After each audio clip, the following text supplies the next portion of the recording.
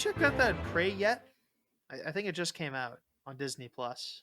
No, I've been watching The Sandman on Netflix. Oh yeah, people always say that's good. I just haven't. I've never picked up on. I've just never jumped in. Yeah, that's because it only just came out I know, yesterday. but like the comics. Oh yeah, the comics were good. I don't know why you like probably in my top, if not my top favorite comic book of all time. Oh yeah, I imagine they're quite Like good. It's easily also up Neil there with Gaiman. like Alan Moore level good. They're usually. I think they've worked together, but no, I gotta catch up. Um, I think they've done something together. I'm not 100% sure of that because they're both writers, right? So Yeah, no, you know what? I'm thinking I got confused because I don't know. It was just I got my British authors confused for a second there. I was thinking of someone else, who's not Alan Moore. yeah, that's a very long list of people. No, I got it mixed up from they're just you kind of mention them in a lot in the same sentences. Like they are kind of like in the same Oh yeah, wheel. same Yeah, circle, definitely. yeah. That's why it is because I just had an idea in their head that they had worked together for some reason. Oh, maybe they have, and I'm just Could not be. aware of Yeah, it. But yeah. I don't I couldn't name it. think so. Which, speaking of the Sandman, it's actually really upset me because they've. I don't know if this is exactly a spoiler, but like they had a TV series back a couple of years ago, called or based around Constantine, like John Oh Constantine, yeah. and then now in this version of it, instead of having John Constantine, they have Joanna Constantine, like his great great great great grandmother, according to the comic books, and they've just written this arc Mm. as if it was Joanna Constantine and not John Constantine, and like this isn't an issue for me, but the problem is I like the guy who played Constantine on the CW Oh yeah. like TV show a couple years back. And I would have liked to have seen him being picked up again, and then they didn't. So, That is what it is. lots of gender swapping in this. Yeah. I heard they switched around the person who does Lucifer. Yeah, to the lady who played Brienne of Tarth in Game of Thrones, which once again not a problem, No, yeah, no. Someone was some but idiot was making a stink about the Lucifer being a woman because and this was the weird part because like actually Neil Gaiman got into dunk on this guy. The guy had said oh clearly Lucifer was supposed to be based off of David Bowie. And Neil Gaiman's just like I mean, bro, I don't know how to tell you this, but David Bowie's dead. I mean, if he were alive, maybe we'd be having that conversation, but he's not. which I love it when people try and argue with like the authors of books. Like, no, I created this character. Like, why are you saying that? To be fair to the guy, I don't know that he like he pointed it out, but I don't know that he literally kept up the argument after Neil Gaiman stepped in. Because first of all, I didn't check, but I don't know that he did. I mean, it was stupid of him to say in the first place. Don't get me wrong, but He's or she's like, I'm not gonna say she has a likeness to the character, but like her like naturally blonde hair is very oh yeah, similar to the blonde hair of the character within the Sandman universe compared to like Tom Ellis, who's you were saying it's Brienne yeah the Darth Lady. yeah Okay, yeah, I can also see that actually. Now I'm thinking about it, like for more than a second. Gwyneth Crystalline, I do believe. I could be completely butchering that, but and I'm only on like episode 3 of this, so I mean, I watched Curse of the Black Pearl over the weekend. like yeah Yeah, Pirates of the Caribbean. Those movies are 2.5 hours long. I didn't realize yeah that. Yeah, that's like 6 hours. yeah. Well, there's three of them It's doable. that I've needed, so I need to There's more watch. than 3. Yeah, I don't care. I've seen those two though. There's 5 of them. Yeah, the last I hated the last two. Like it was just like, hey, let's we can't get Orlando Bloom and what was the actress? uh, Keira Knightley. Keira Knightley. We can't get those two so we're just gonna find two random other actors who kind of look look like them and just do the same thing. And I was like, no, do something different. Like I hate like that is like my number one of my least favorite things with where they try to like need to replace people for sequels and then they just try to like mimic the old thing. Like do a different thing. If you're Hmm. doing a different thing, do a different thing. They brought back Orlando Bloom at the end of the last one, but Yeah, it at was the like a end of the last one. 5-second cameo or Yeah. something like that, and it is like, yeah. Oh yeah, no, So yeah. I just hated those movies. Anyway, welcome listeners to Kyle and Cody's Called Cinema Cast. I'm Kyle. I'm Cody. Anyway, yeah, this week we said we were doing the 2017 Power Rangers movie, which we're doing. The Yes. good Power Rangers movie. No. I haven't seen. I've only ever actually seen the Turbo movie, and I haven't seen that in years for obvious reasons. Although maybe not so obvious reasons, because I did just rewatch the entire Power Rangers a few years back. I was like, oh, I'll like go very all out with like in preparation for this episode. And then I got halfway through like the first episode of Mighty Morphin Power Rangers and then completely gave up on this preparation Fair. because it was Mighty Morphin Power Rangers. And I hate it when like middle-aged actors, or I guess I can't say middle-aged, they were late 20s 30s, when 20s, they 30s. started Yeah, in on the power. They're definitely 20s. fair enough. I think the oldest actor was 24 at the start, trying to pretend to be high schoolers. The love for that series is a lot of nostalgia glasses. Like the fight scenes are Oh yeah. fine.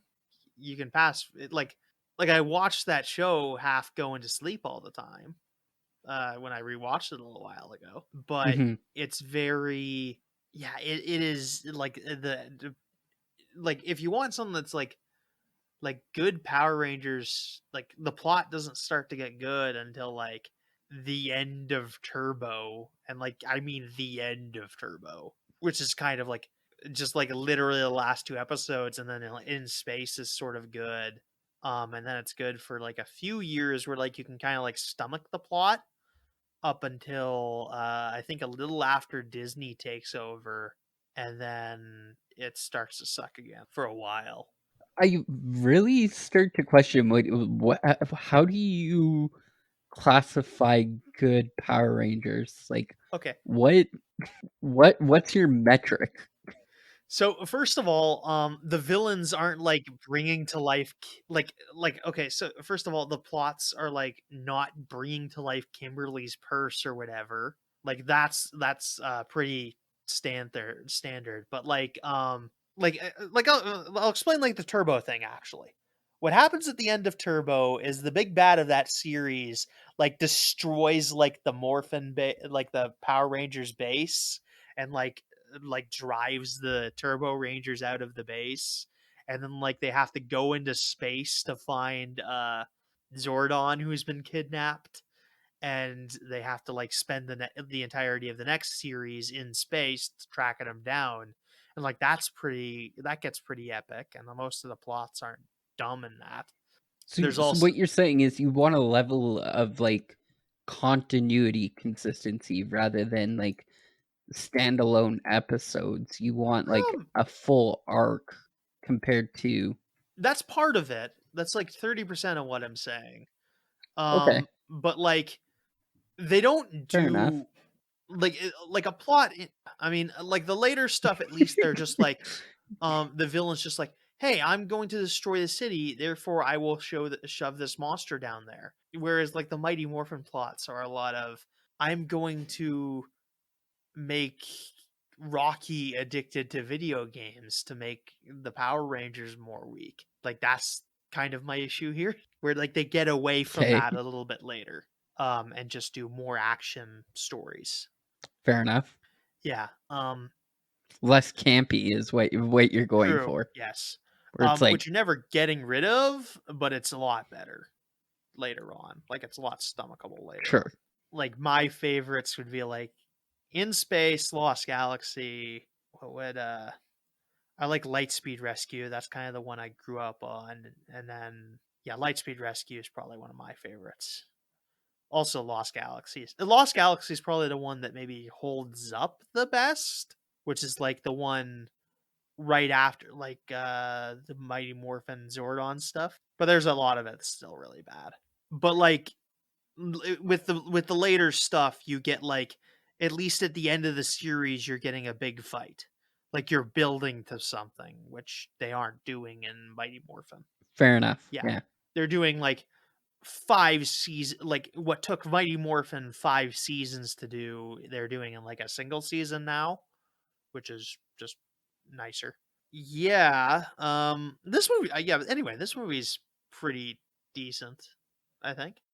How are we describing decent? Are we describing decent as a standalone film or within the Power Rangers universe? I'd say both. Like I'm pretty satisfied with it as a standalone Because thing. like I think it's I can talk about this thing as a standalone film. I cannot talk about this film on how it holds up in the Power Rangers universe is probably my biggest issue because I think like as a kid I think I watched maybe 20 episodes in total, and that was like what I could catch on TV at the time, and it was very limited. yeah, no, I watched it as a kid sort of reliably whatever I think from Time Force to Wild Force because those are the ones I like remember pretty heavily, and I also had like a In Space VHS which had just like probably like 5 of the 10 best episodes that show produced, and like the other 5 best episodes were like the finale. So yeah, Oh, yeah. ooh, like so you you never got to see how it ends unless you like bought it as an adult just Not for until I was an adult, yeah. Because okay. that show would have finished in like 96, I think. So I was like way too Oh young to yeah, have like okay, I think you know what I think I caught like some reruns of it, but like they had switched off, and because Power Rangers that is like a yearly show at that point. I think it still is pretty well. But Power like it would have I was too young when In Space was actually being aired on television, so they had moved on. I think it's Lost Galaxy is after In Space, and I was too young for that. Though I did remember like playing with some toys from that. And then after that is Time Force, which is where my memory starts. At least I think it's Time Force, or maybe it's Lightspeed Rescue. Which one of those two is what comes is one of those comes first. But yeah, there I kept on for like 4 seasons. Those were my series that I remember as a kid, which was where my nostalgia comes from. But they were all on Netflix a couple of years, not anymore, but a couple of years ago. I was recording the podcast when we were doing when I watched it. I remember it pretty well. But so I watched like all of there's them while I a was going to sleep or whatever. there's a handful that's still on Netflix, and I'm pretty sure that's where I was watching the Mighty Morphin Power Rangers on was the Yeah, original. they still have Mighty Morphin. They don't have like the middle stuff. They have like Mighty Morphin and like the 3 latest ones, which I've caught up a little. I'm not caught up on the latest one. I think I'm like a third of the way in, but I don't watch Netflix as Yeah. much anymore. Anyway, but yeah, no, it's a pretty. It sadly bombed at the box office, so there's no like sequel or anything. $105 million budget, 140 at Um, the box office. who currently has the rights to this? Hasbro. Okay. Did they have it when they were making this? No, okay, this is I'll explain. This is actually part of what happened. This is during a time when Saban Saban, the guys who made the original Power Rangers shows, had repurchased it from Disney had it before, and they repurchased it from Disney, and they wanted to make this movie. Which they call, this is part during what they call the Neo Saban era, which is one of the seasons was good, but there's a lot of like really bad seasons. I think actually they like really badly botched like the 20th anniversary of Power Rangers. Like they were doing like a 20th anniversary season because they had a bunch of the 20th anniversary of Power Rangers tied up pretty timeline wise with the 35th anniversary of Super Sentai, which that's the backstory of all Power Rangers. Power Rangers is a 90s television show that is made using American actors who like dub in voices over some Japanese action sequences for a series of shows called Super Sentai. The format's kind of the same. If you watch Power Rangers, you basically get the premise of Super Sentai. It is exactly the same thing. They changed the Okay. plots from Power Rangers to Super Sentai, but generally, but yeah, they're very different. But yeah, that's how they make the show. Legal?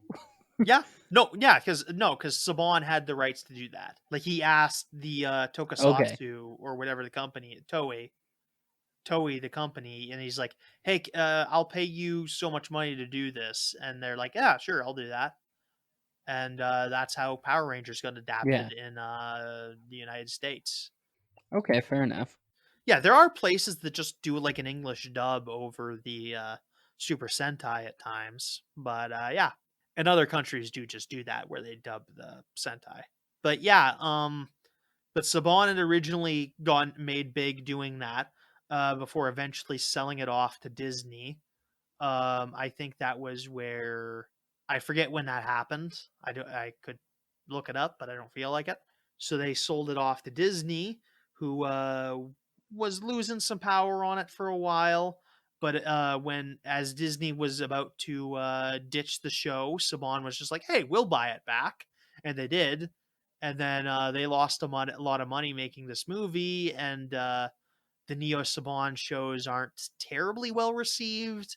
I think Dino Fury is considered okay, or Dino Charge. Dino Charge.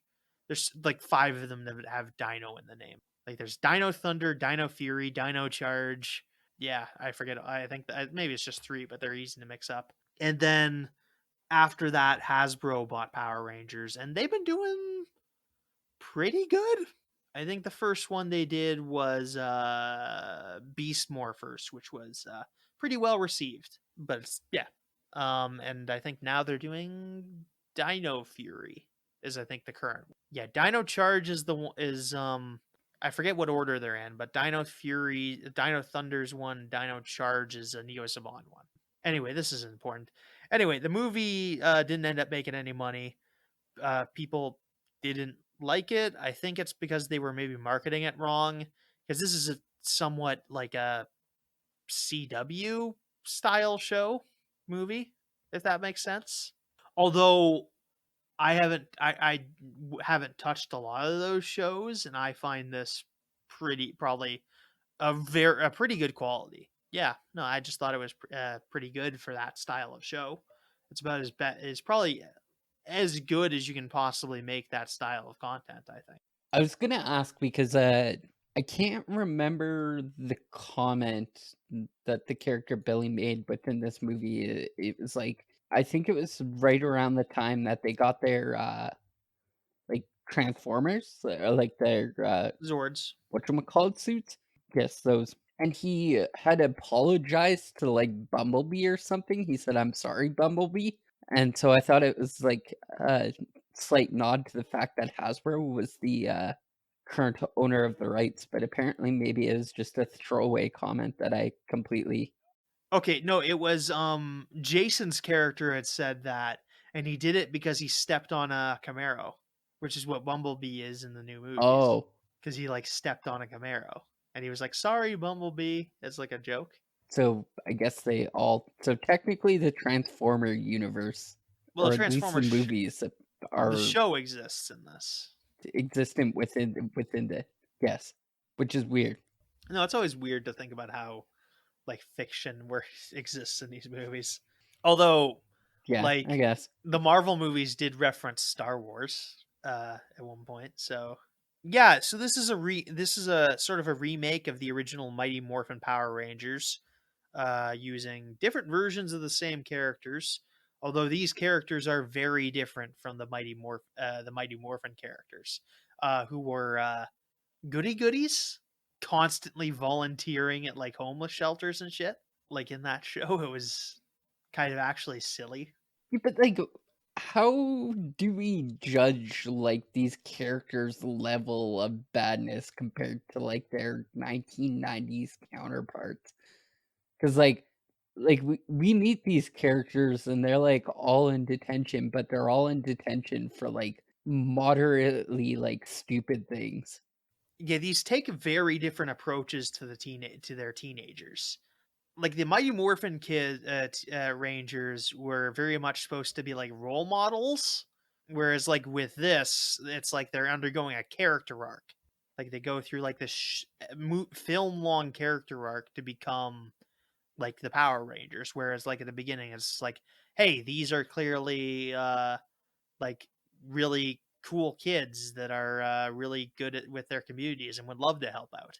And I'm trying to think of, like, the whole Power Ranger lore here, because later on in the movie, we get some exposition on, like, why these characters were chosen, and I can't remember if they're like, "Yeah, these guys were chosen" were they just the first people to find these rocks, I guess? Yeah, no, in the movie they are, but in the show, Zordon's just actually, you might have seen that when you were watching the show, where Zordon's just like, find me 5 teenagers with attitude. Oh, yeah, yeah, Yeah. definitely. And that's probably about the time that I shut that off, Yeah. like, No, it's very like it's kind of the Mighty Morphin era is kind of like was kind of like tongue in cheek with that sort of thing. But yeah. But yeah, these are very much like characters who like need to earn their heroism, which I think they do pretty well, which I think is better for movie format, honestly. oh, yeah. Yeah. No, I think if you had to deal with like this arc for like an entire like this same arc stretched over like the 20 episode TV show, you wouldn't like it. Oh, yeah, it gets super repetitive after, like, the 5th or 6th episode where it's like the yellow Power Ranger is having low self-esteem issues or whatever. I don't know what exactly, like, teenage or children problems are at that point in time, but, like, maybe the red Power Ranger really doesn't like carrots, and we need Hmm. to encourage kids to eat their vegetables or That's probably an episode of Mighty Morphin, I'll be honest. oh god. Like that's why I say I don't really care for Mighty Morphin Power Rangers that much. Like it's just like it's a kind of a low point for the show. Yeah. But yeah, yeah, I think we'll get into this because we've talked a lot about like Power Rangers history and whatnot. So yeah, our movie opens in the Cenozoic era, which is yeah, I when is the Cenozoic era? I didn't Google this. Okay, it's just telling me that's the current geological era. Yeah. So in and we're shown a crash site where we eventually see a battle damaged Red Ranger crawling through the mud, eventually reaching a dying Yellow Ranger, who gives him the Red Ranger his power coin. The Red Ranger is identified as Zordon, which is a really they never like made this a thing in the show officially, as far as I know. It's kind of neat, like seeing like this premise that like, oh yeah, Zordon was a Power Ranger. They just say he's a wizard in the show. But yeah, it's almost weird. I guess because just Power Rangers has never been like they spend 99% of the time saying that like the previous Rangers they don't talk about the previous Rangers 90% of the time most of the shows. So it's just a thing. But yeah, I like this Zordon. I buy Zordon as a Power Ranger. Zordon, for those of you who don't know, is the big wizard who he's the big guy in the head in the tube that the Power Rangers talk to in Power Rangers. But yeah, he grabs a yellow disc from the dying Yellow Ranger, which is identified later as a power coin, which is I like the power coins. They're kind of neat looking in this.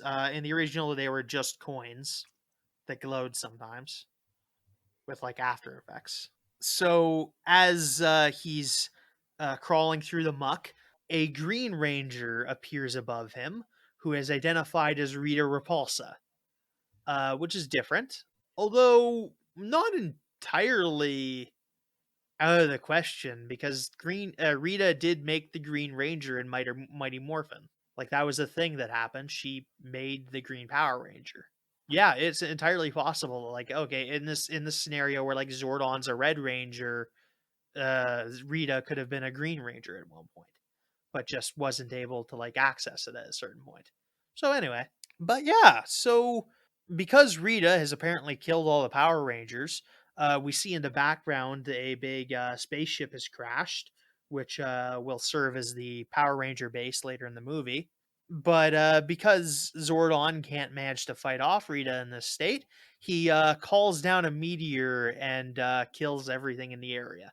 Essentially, nukes all this and kills Rita and himself after burying the power coins in the ground. So yeah, that's the backstory to this. That's our title sequence, and then we get out of it, and we're hearing a moo as we see Jason Lee Scott, our main character, who in this is a star football player instead of a martial arts instructor, which is different.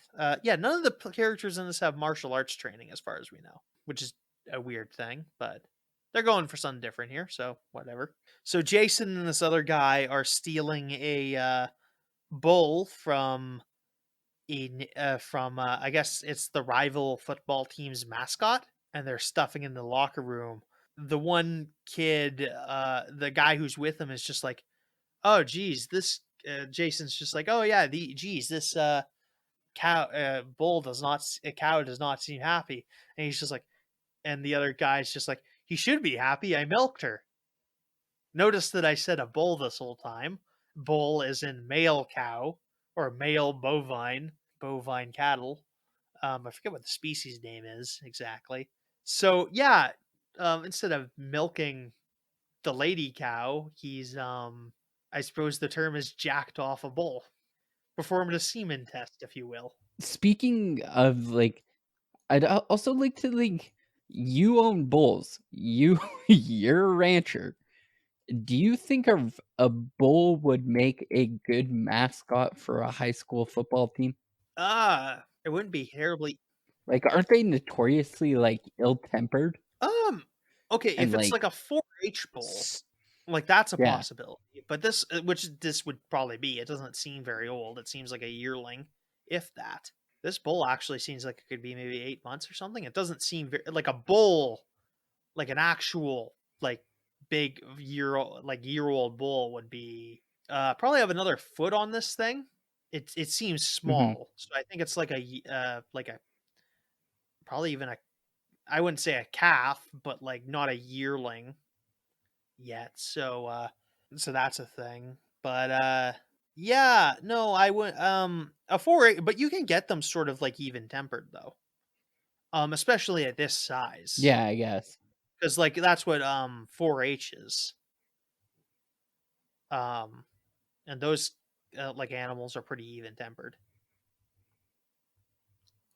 Fair enough. Because they're trained to do that. But anyway, that's a really bad joke, and they don't do another one like it for the rest of the movie. So if you didn't like that, you don't have to deal with it for much I longer. wonder why. Like, who are they trying to target with this like joke? Is it for the parents? Is it for like teenagers? Is it for like people like you, like 28-year-olds who are still watching Power Rangers? Like, who's this targeted at? Like it strikes me as like the CW audience, whatever that is. Yeah, I've got nothing. Like I Like, don't know who watches CW shows. Like I don't watch them. teenagers, I guess. 23-year-olds. My sister really likes like I don't know where I was going with this. I think she watched like the new Sabrina Oh yeah. or like Riverdale. Riverdale, that's the one I was thinking of. I don't fully understand No.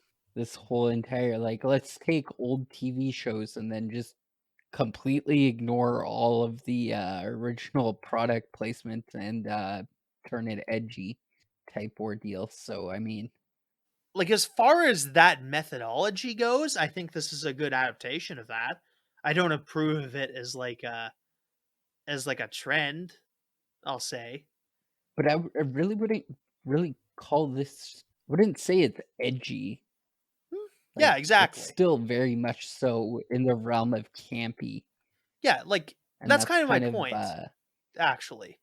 Because like they're not like if it were edgy, that would make it bad. It would be bad because edgy is just like when you call something edgy, we're using that as like a derogatory term for the most part, at least in this day. Whereas like this is like taking like enough of that, you maybe take it a little bit more seriously, which is what the edgy people want, but not going, but the can't you yeah, but using the campiness to kind of like balance it out. So I think this is like as best as that like methodology, like that so-called edginess can go. I think this is like as far as like CW style reboots, I think this is the best version of that. I could argue that they could have went a little darker with it Yeah. because the the way that this movie is actually written is it's like its own self-contained like story arc, right? It's only 2.5 hours long. You know, there's no real need for continuity per se, unless they were trying to get like a sequel or something out of it. But like, for example, in my opinion, I'll get to this in a couple of minutes because I think we're right around that plot point that I could make a point of. Mm-hmm. So, So yeah, as they're moving this bull around, they hear some cop sirens, so they have to flee the scene. So Jason gets in his truck, and the other kid fucks off somewhere and gets away. But as Jason's driving away, we have a bit of a sequence, and then Jason swerves out of the way of a truck that's backing up, which I think it's a garbage truck backing up in the middle of the night. Which, to be fair to him, to Jason, is weird. So that happens, and then he bangs into somebody's rear end, somebody's parked car, and flips his whole truck. After that, we cut to 3 weeks later, after like he gets caught doing all this. so this is what I was talking about earlier. Like, if they really wanted to go like a dark route with this, they could have killed off his best friend in this, and that really, like, in my opinion, plays like a very similar role to Zardon in this, where like Zardon's whole entire team got killed because of like his own actions and like consequences. It could be very similar to like the Jason Scott's characters who would be like directly cause the death of his accomplice in this heist. Maybe not necessarily by his own like actions or stupidity, but and then that gives him like that gives him a more, or at least a better character development in my opinion, compared to being like, well, this guy's good at football, so he's gonna lead the Power Rangers because he's the captain of the football team, so he already shows like leadership qualities or whatever bullshit they tried to pass off here as like a prerequisite to becoming a Power Ranger or whatever. Yeah, I hear your point there. I think that does go a little too dark though, because like especially how they do the car accidents in this movie. And yeah, there's a couple more car accidents after Yeah. this. Like I think that would be like really triggering from some people that like seeing like another person Oh die in yeah. this vehicle. I think that would be a lot for like especially like something that you'd let a young kid watch, which I think you could let a kid watch this for the most part. But yeah, it's definitely like I do hear what you're saying though.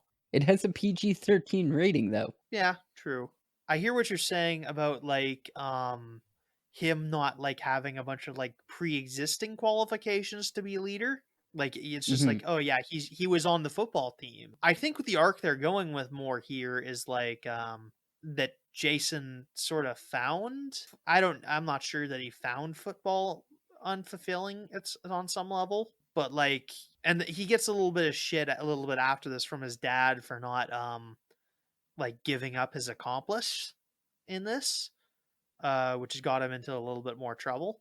And yeah, the scene after this is essentially showing Jason 3 weeks later in like like a leg brace because his leg got broken, and he is like in a car with his dad, and his dad's giving him shit about like needing to go to this special Saturday detention every day for the next year, just so he can Oh, they graduate. fucking Breakfast Clubbed it. Yeah, except it's like regular Breakfast Club. They're doing this every week. Or I suppose like this Oh, is, yeah. geez. Or I suppose like this just has Are a more regular Saturday Breakfast Club. detentions even a thing? Like, am I Uh just fucking, like, I don't know about it, but I'm a good child. I don't think I've ever seen somebody having to go well, Yeah. like Like I didn't get like I'm a good child that didn't get in any trouble. So I like, don't know. not something I've never Yeah. done something where they're like, "We need to put you in detention for a week." Yeah. Yeah, no, I've never heard of it either, to be fair. Maybe And this is a also, more maybe it's more common thing in the what did they States. even do that, like, was, like, so bad that they're like, "We need to, contact the school because like, he just crashed his car, right? Uh I mean, he crashed his car and like stole like an animal, like stole property too, which like he did a bunch. And okay, I'll just say this. The movie doesn't say it, but I'm doing the math here. He could have been drunk. Like that is like he's a teenager. It's not out of the realm of possibility that he had been drinking that night. Like he doesn't act drunk or anything, Yeah. but like I'm doing the math here. Like him and his buddy just completely sober decide to steal a cow. Like this, like it could be that he got the whole DUI too, and because of this, he got kicked off the football team, which is somewhat surprising actually. Well, even if he wasn't kicked off the football team, did he break his leg? Yeah, yeah. Because I there's don't some breaking. remember Yeah, enough. he had like a brace on his I don't leg. remember enough.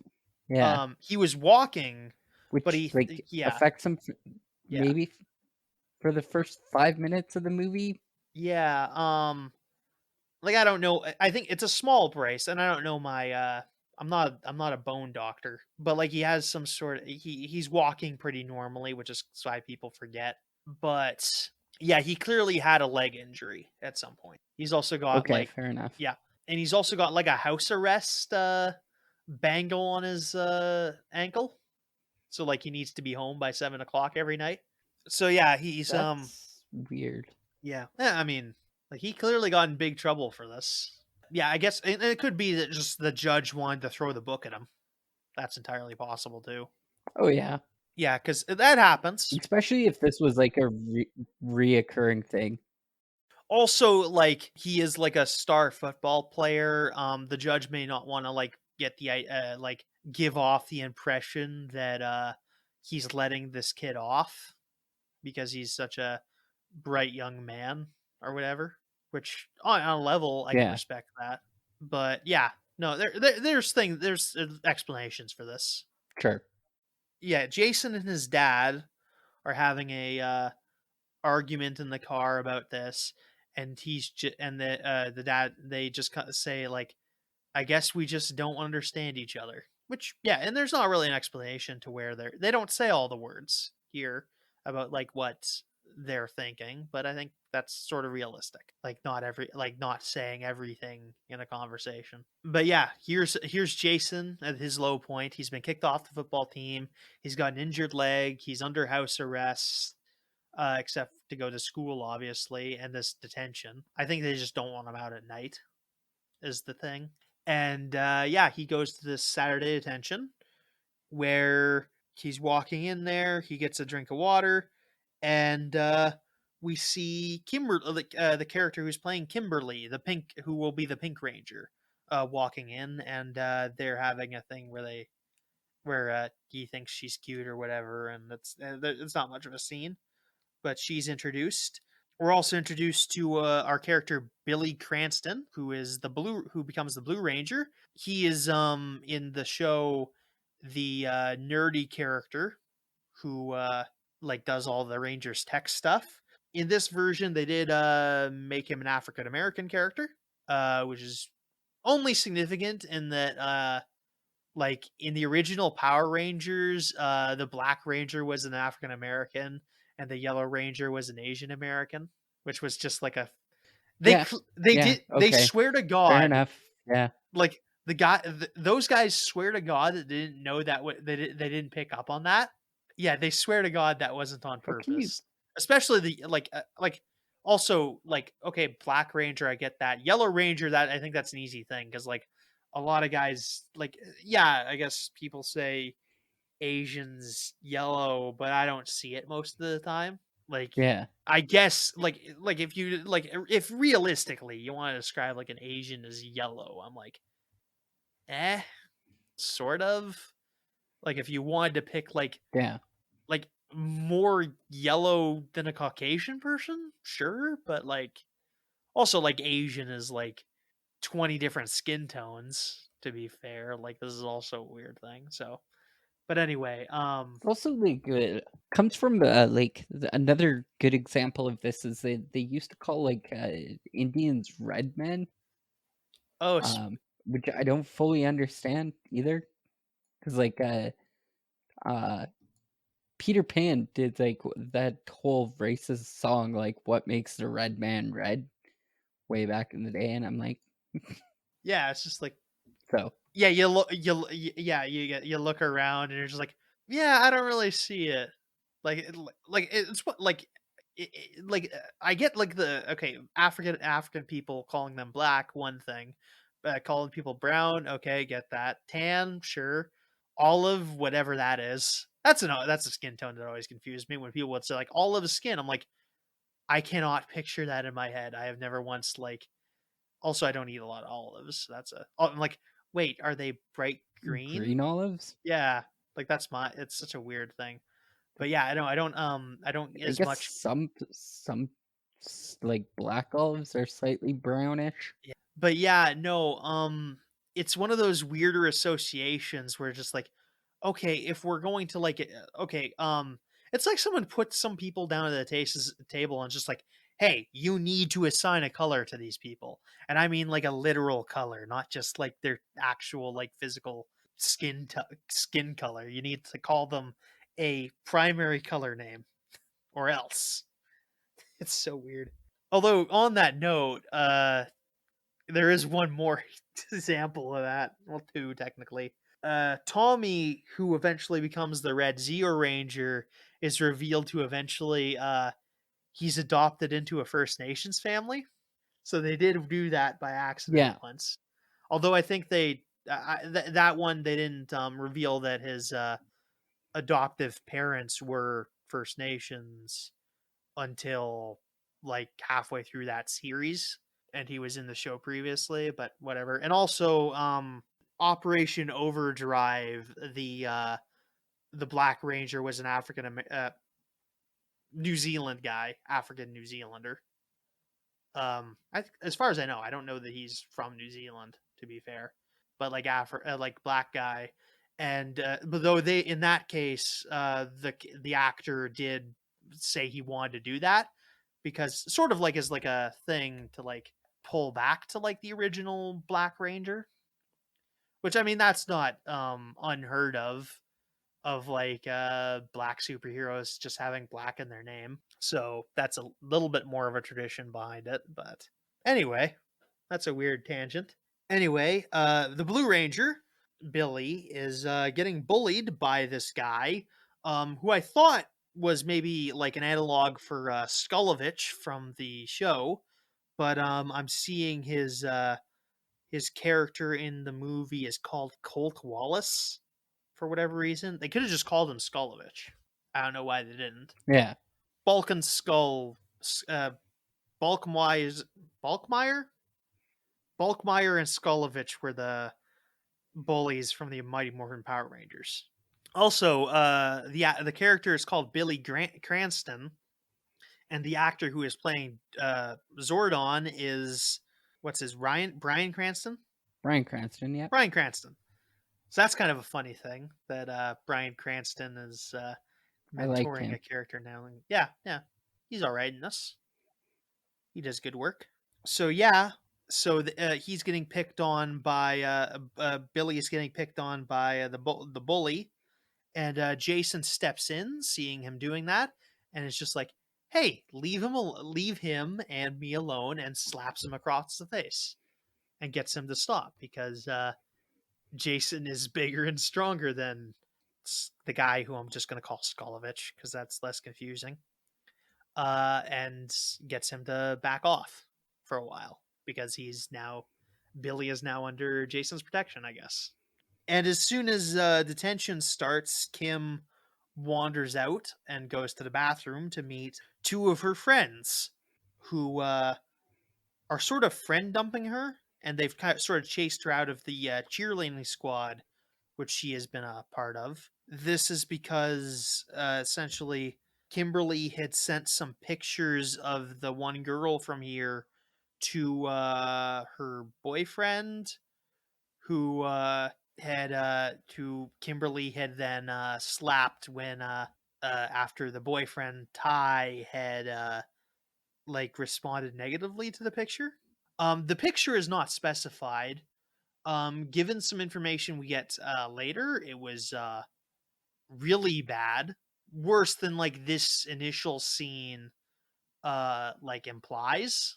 But yeah, I think it's like given the description they give a little later of what happened, it was like, oh, this is like a legal trouble thing. Yes. Yeah, no, like, but this it just seems like petty cheerleader stuff. So where in that later scene kind of reframes this as like they are chasing her out of the cheerleading squad for like what could be entirely justifiable reasons. Kimberly does demonstrate some remorse toward this action, obviously, but she realized what she did was wrong, but she's upset because she doesn't have her friends anymore. And I think on some level she realizes like she's like that's justified. Yeah, she's told by these two girls that she's getting cut out of their life. And also at the end of the scene, Kimberly cuts her previously about bottom of the rib cage length hair down to neck length. And they show it through like a glamour shot of it. But yeah, Like, I'm not completely insane. Like by the end of this, that like any person in their normal person, like who takes a set of scissors to their hair, is gonna massively fuck it up. But I mean, I guess it's a lot longer of like hair than like it's easy to cut long hair pretty evenly. yeah, and I don't know that she doesn't have like cosmetology experience. Like she might know how to cut Yeah, hair. I guess. Yeah. This is also like a weird little 'Cause like it thing. just looks Like this is sort fairly of like normal afterwards. yeah, this is a thing that like sometimes female characters do where they cut their hair to like symbolize some sort of character growth, and I almost never get it. It's always like a weird thing. I don't know, there's a weird fascination that some filmmakers have with like women with long hair cutting their hair short. It's yeah, I don't entirely get it. Probably an outdated Probably, yes. like acknowledgement of like we're not going to live up to your like normalized patriarchal views of like long-haired females, I guess, like type ordeal for a lot of it. And sometimes it makes more sense than other sense, which is why I'm like not naming examples, but it's like sometimes it just doesn't make sense. But anyway, Like yeah. here, Yeah, no, it's just kind of like a thing like she's doing. the only like the only thing that like kind of remotely makes sense is they're like we're cutting you out of this thing, and she's like, oh, cut scissors, haircut. Like, it's like a weird game of word association that kind of works, but, like, it's not necessarily And like she doesn't it's not like this changes like substantially changes her physical appearance. Like, she's wearing the Mhm. same clothes. This isn't a makeover. And, Yeah. like, and don't get me wrong, a haircut can make, like, a lot of difference, but, yeah, no, it's just a weird little it doesn't shift like, her appearance, like, a lot, so it's not terribly dramatic.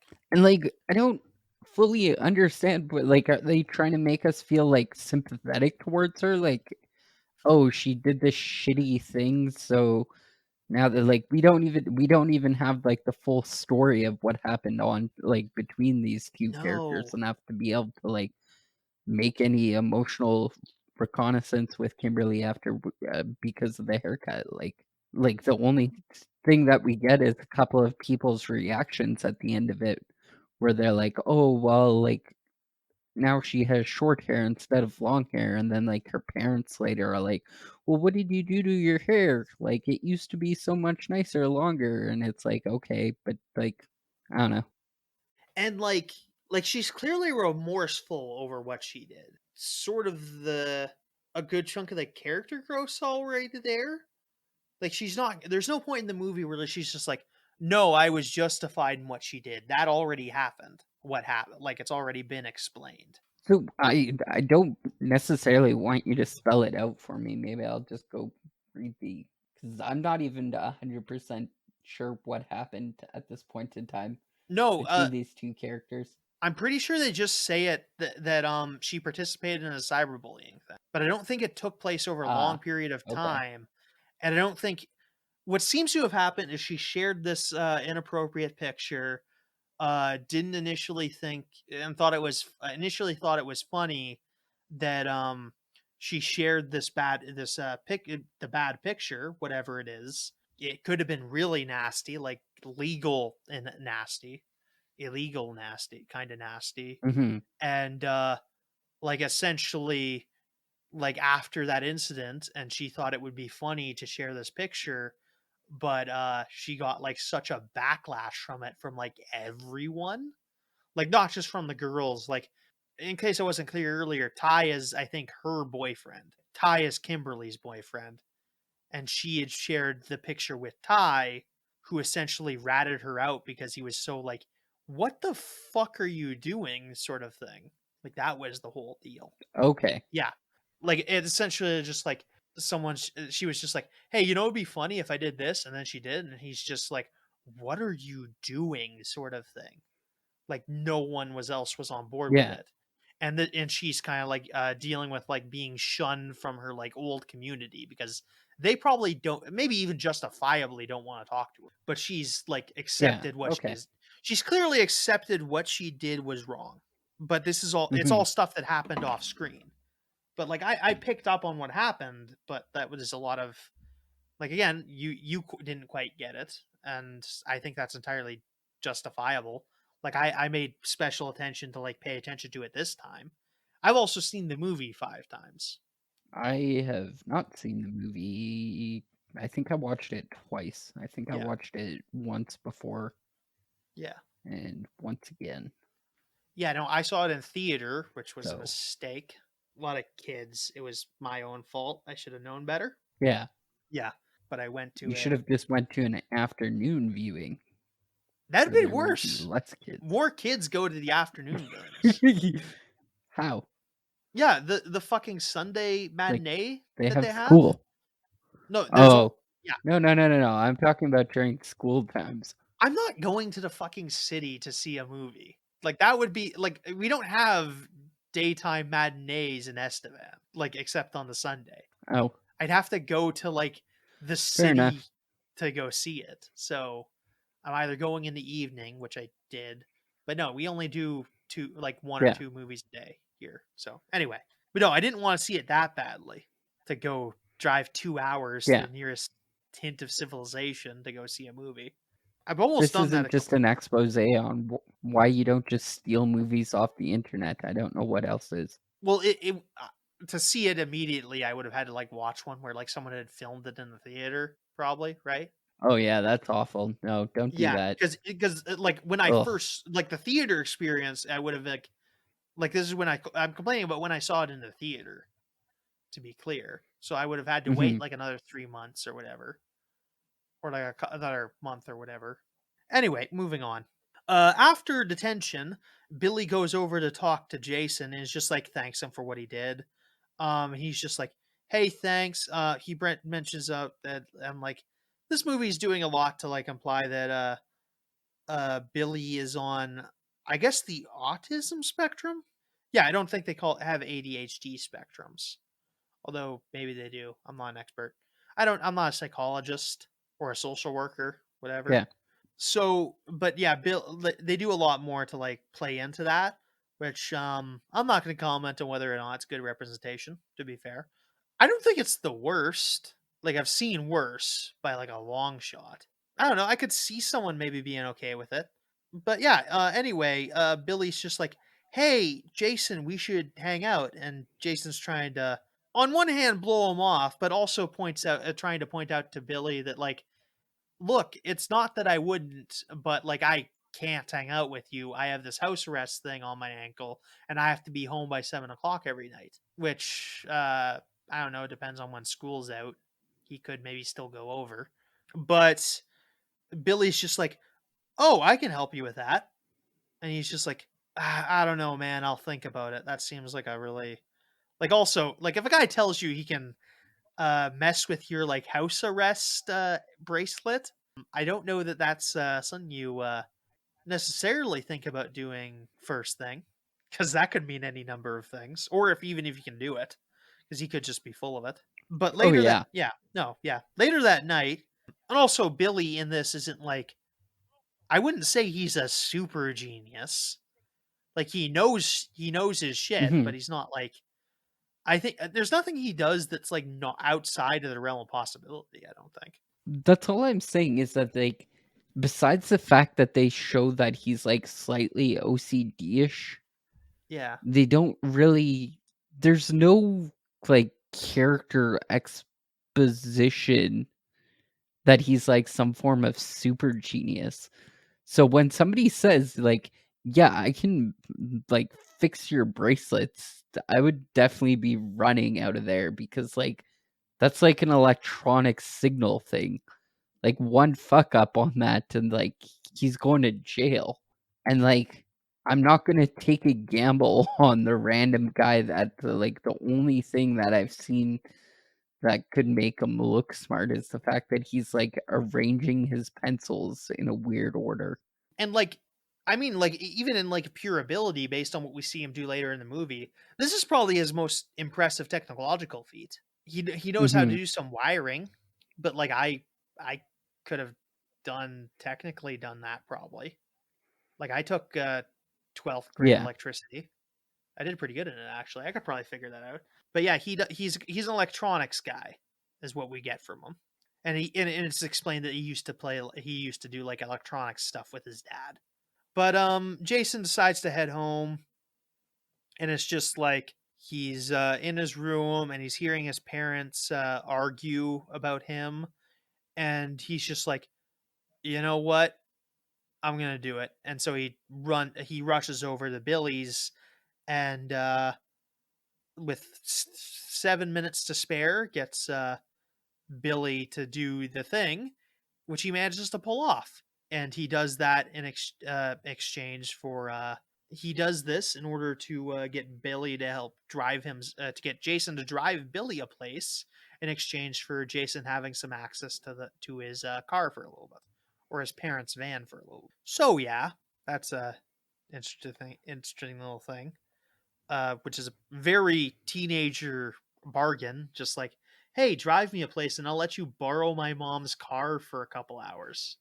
Also, can we talk about the fact that, like, when Jason knocks on this, like, Billy's house, his mom answers the door and he's like, "That's Jason Scott." And I'm like, "Fuck off." Like, I get it, maybe it's, like, it doesn't look to be like a small town because they've got, like, a rival sports thing going on here. So it's, like, at least a couple thousand people, but, like, this guy has 0 interactions as, this single mother is, like, apparently following, like, a High sports school team that football. his like, Yeah. her kid's not a part of or, like, anything else.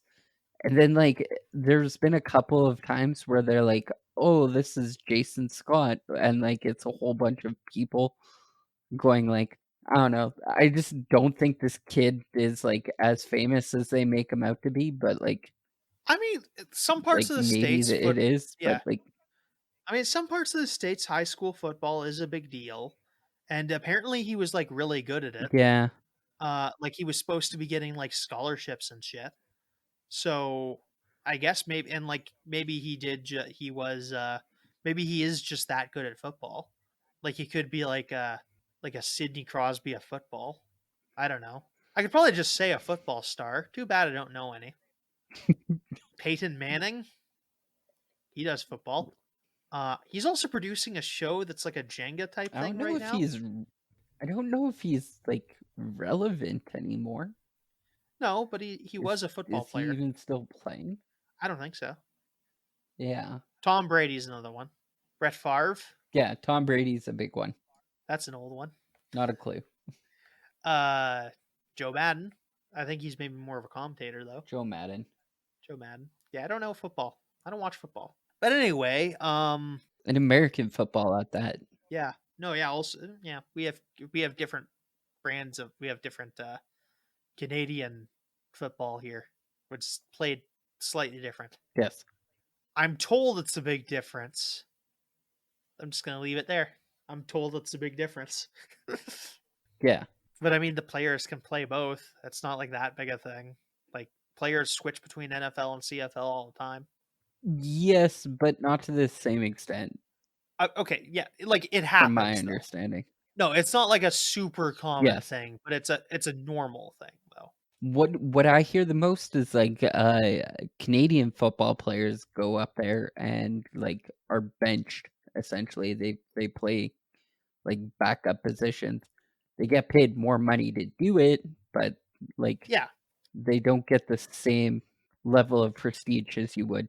yeah. For those of us, for those of the members of the audience that might be like big football, like young football players, the choice is basically you can be like a really good Canadian football player and like be like a local celebrity, like a reason, like a mid-level celebrity, or you can go to the states and get paid a bunch of money to be like on your third line or whatever.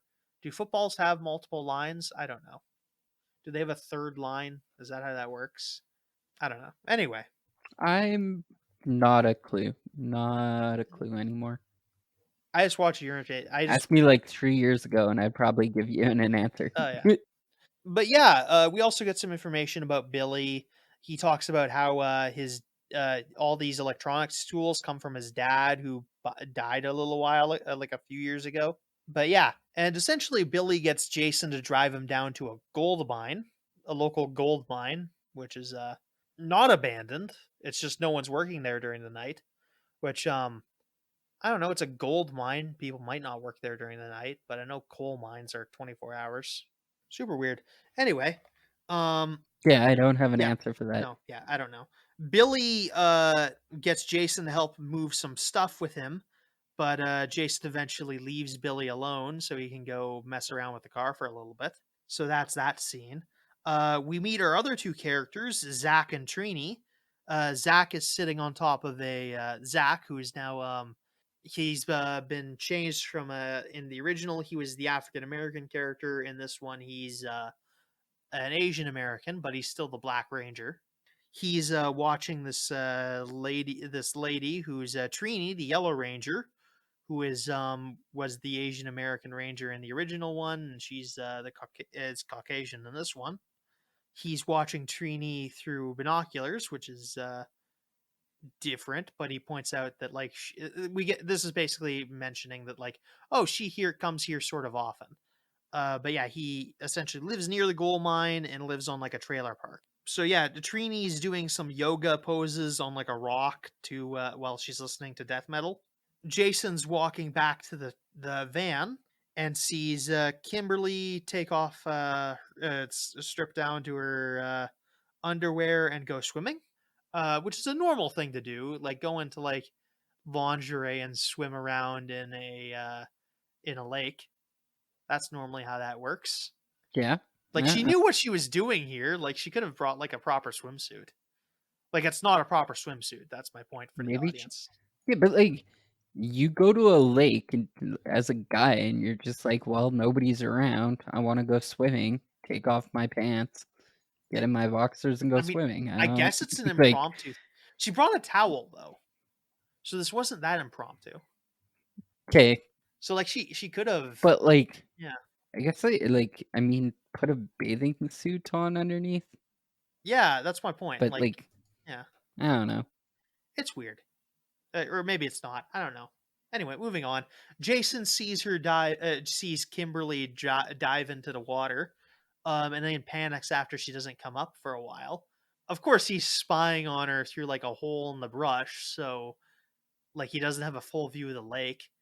And of course, like obvious answer is she dove in, swam past the part he could see, and then got up in a different part of the lake.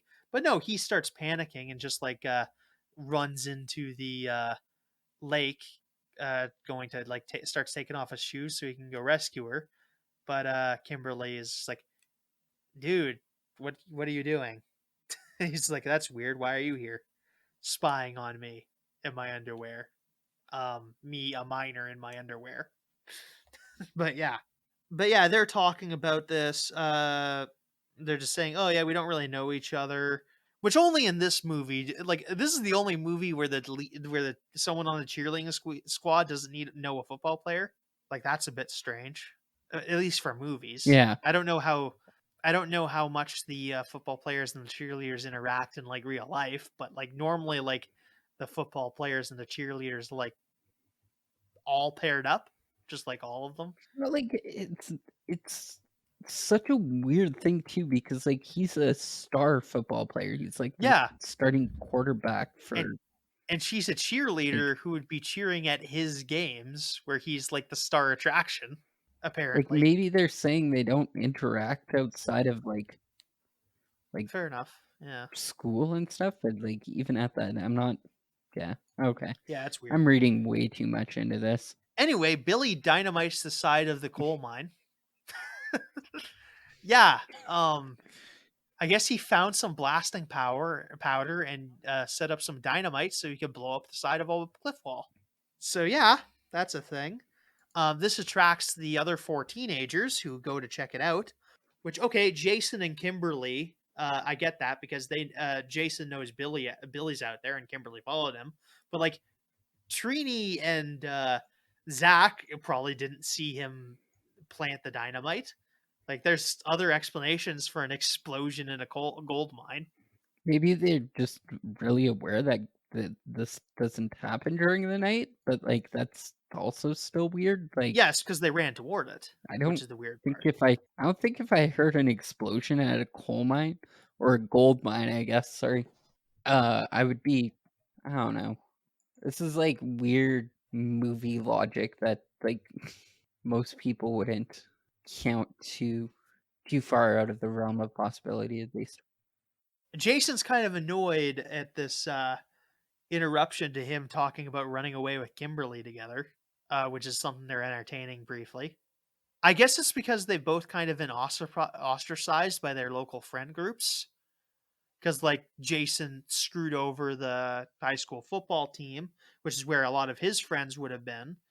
Also, he points out later in the movie that, like, yeah, I fucked up the football season and now everyone looks at me like I killed their dog, which is, yeah, not totally fair to him. It's just football, mate. And like maybe that's really, really, really downplaying their whole entire like football dynamic. Like I get it, he's a star quarterback, but like maybe the rest of the team's just really good and he's being propped up by like a decent like underdog team or something like that. Like Given what we're, I'm disinclined to think that's the case though. Given what they say about the like how the season's going. Although you could be right too. yeah, but like what I'm saying what I'm saying is maybe they're riding this like Jason Scott high and they still win. Who Like knows? it's Yeah, not like yeah. How long does him the being season out goes is though? gonna completely fuck up. Yeah, like yeah, Yeah. we don't know what part of the season this is taking place in. There's no snow on the ground, but they're also near the coast. That doesn't necessarily mean anything. Anyway, Yeah. but yeah, Jason gets talks like gives Billy one, and Trini, who notices this, she's standing on top of the cliff wall that Billy just dynamited. By the way, this is why you don't play with explosives, kids. They cause wall collapses, and Trini falls, but she is fine, just through sheer luck. And this explosion exposed like a crystal wall in the side of the rock where they see some power coins stuck into it. And Zach starts grabbing like a pickaxe and starts chipping one out of there, and manages to chip the power. What we know from earlier in the movie are the power coins. So they retrieve the power coins. Of course, this explosion has attracted mine security, which I guess they weren't guarding the gate, but I mean, frankly, to be fair, them being lazy is completely understandable. But yeah, I would also get back to my job if I heard an explosion. That'd probably be a thing. I feel like it, like I feel like if there was like any place that I think would be like robbed more frequently, it'd be a gold mine. Yeah, fair point too. Yeah, I mean, although, yeah, I don't know what yeah, is it raw? I suppose, do they process gold too here? Is probably the thing. They could have a gold processing plant here. I don't know. Yeah, I guess, but like Because raw gold takes even money if to. I was like, wouldn't you just like run in and be like, even if there was a night operation of like running into a gold mine, starting to like clear up some of the stuff that like some of the miners have already taken, be like extremely profitable because you could just go in and sell the Um, gold out to basically anywhere. Like, is there an actual refining process to like making? yeah, like it comes in like ore, which needs to be processed down. Like they're like abandoned mines in like the mountains that have like big piles of like silver ore in them that just get left behind because it's too much weight to like haul back to town and get processed. Because you don't sell gold ore, you sell gold bars, which you have processed, which they would easily be doing on site now that I'm thinking about it, but still. Well, golden nuggets, golden flakes, like that all like I get that it has to be melted, but like what is processed compared to just melting it down or smelting it into general shapes? Like you're still going off the weight of gold, right? I mean, you got to get rid of the impurities, which shaves a good bit out of the rock. Like you're melting the like non gold rock away. You don't know how much you don't know what combination of like gold and silver it is, so it might not, if it's not pure, you're getting less money for it. This is more complicated than you think, but yeah, Okay. yeah. No, it is. Sure. Yeah, there's steps I'll take involved. your word on it, Yeah, but I know a little bit about mining. I would hope so. Like, I regularly volunteer at a mining museum. So anyway, mine security starts chasing them around. So they go to the van. Billy and Jason get to the van first because they know where it is. They end up rescuing the girls who are running off on their own, and then Zach ends up jumping on top of the van to get away too. And they have to, as they're getting away, they realize that a train's coming, so they have to try to run by the train, which they don't manage to do. They get hit by the train, the car flips over, and then we head to the next scene where we cut back to Jason Scott's dad. So this is a bit of a cliffhanger. Although there's like an hour and a half left in the movie, so lots to do yet. But yeah, we cut to Jason Scott, who's working on a fishing boat, and he pulls it. And they're essentially they're gonna call it a night because it's storming, but they gotta like pull in their net. So they pull in a net full of fish, and within the fish is a corpse, with a lady in it who is holding the green power coin. So yeah, this is the remains of Rita Repulsa. So yeah, and as they dump it in the freezer part of the boat, or the colder part of the boat where they store the fish, which I imagine they all have to throw away now because they put a dead body in with it. Although maybe not. I don't know what the rules are. It sounds like just a really bad OSHA violation at that point in time if they don't. So I mean, Yeah, let's save yourself some also it depends on how paperwork. old the body is and all that shit. I don't know. It's kind of like in bog body shape. I think it's just generally like a good rule of thumb that if you're going to store food, you shouldn't have corpses near it. But I mean, that's Technically just the me. fish are also Maybe I corpses. Yeah, but like I don't think that's how that works. Like I don't think Yeah, I mean technically, like you can't have raw meat with raw meat, maybe. But yeah, different kinds of raw meat together. I don't know. Maybe you yeah, can. I'm not a butcher. I'm also not a butcher. I know butchers, but I'm not gonna text them. But I guess like well, you probably like yeah, you probably have a closer connection to butchers than I do. I used to work in a slaughterhouse, but that doesn't make me a butcher. I mean, you can hang like I don't know. Anyway, moving on. So Miss Jason Scott's dad, I'm calling him Mr. Scott, pulls Mhm. the body out and like takes it back to shore, where the police will hopefully handle us. Jason wakes up with his leg healed and the power coin in his jean pocket. And we also see a bunch of montage of Billy notices that he has super strength and pulls his cabinet door off as one of his cabinets. Jason smacks the side of his kitchen sink, his bathroom sink, and like smacks the corner off it. And Kimberly crushes her phone, which I guess gets replaced later in the movie because we see her with a phone later. I mean, arguably some of this stuff is like extraordinary. Okay, to be fair, you can get a new phone in a couple days. Oh wait, okay, no, no, no, no, no. I guess the cabinet door you're talking about that it wasn't wooden. No, it It was was metal, actually metal, metal. sheet Yeah, metal. I guess that's yeah, I guess that's a lot harder than what I was generally thinking. You could like it doesn't seem like the hinges are like super good on that. You could probably pull it off if you tried hard enough, but like not casually like he does it. Or Mhm. that'd be kind of like concerning. But I could see the door coming off that by accident. Yeah. Anyway, it's Monday morning, which means they mentioned that they slept through an entire day, which is interesting that they all managed to get away with it. Although, like that's not like necessarily a terrible thing for Zach or whatever. But anyway, Skolovich shows up and tries to bully Billy again because Jason's out of the way and he thinks he's vulnerable. Unfortunately, Billy has developed super strength in the last 24 hours. So Skolovich tries to like break his wrist but can't, or like mess with his wrist but can't. And then Billy just like smacks him and he goes unconscious. I I love this I love this interaction between these two though. Because like Billy's like, what are you trying to do? And Skolovich is like, yeah, I'm gonna break your wrist now.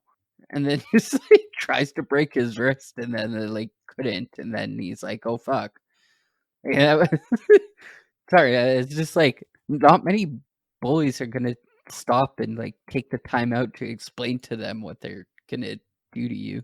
But Yeah, no, it's a weird little thing.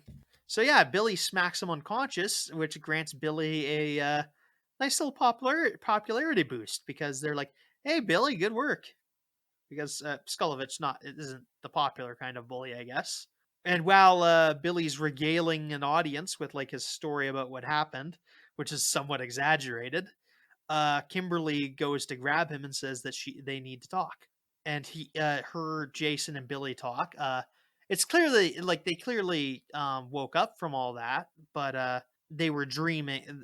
Clearly, there was some they didn't dream it because they have the power coins and they have super strength now, which would explain why they didn't die in the car accident. And they agree that they need to go back tonight in a scene where they put their power coins on like the countertop at the cafeteria, which causes the entire countertop to rattle and like heat up. and like shatter some things, causing a bit of a mess.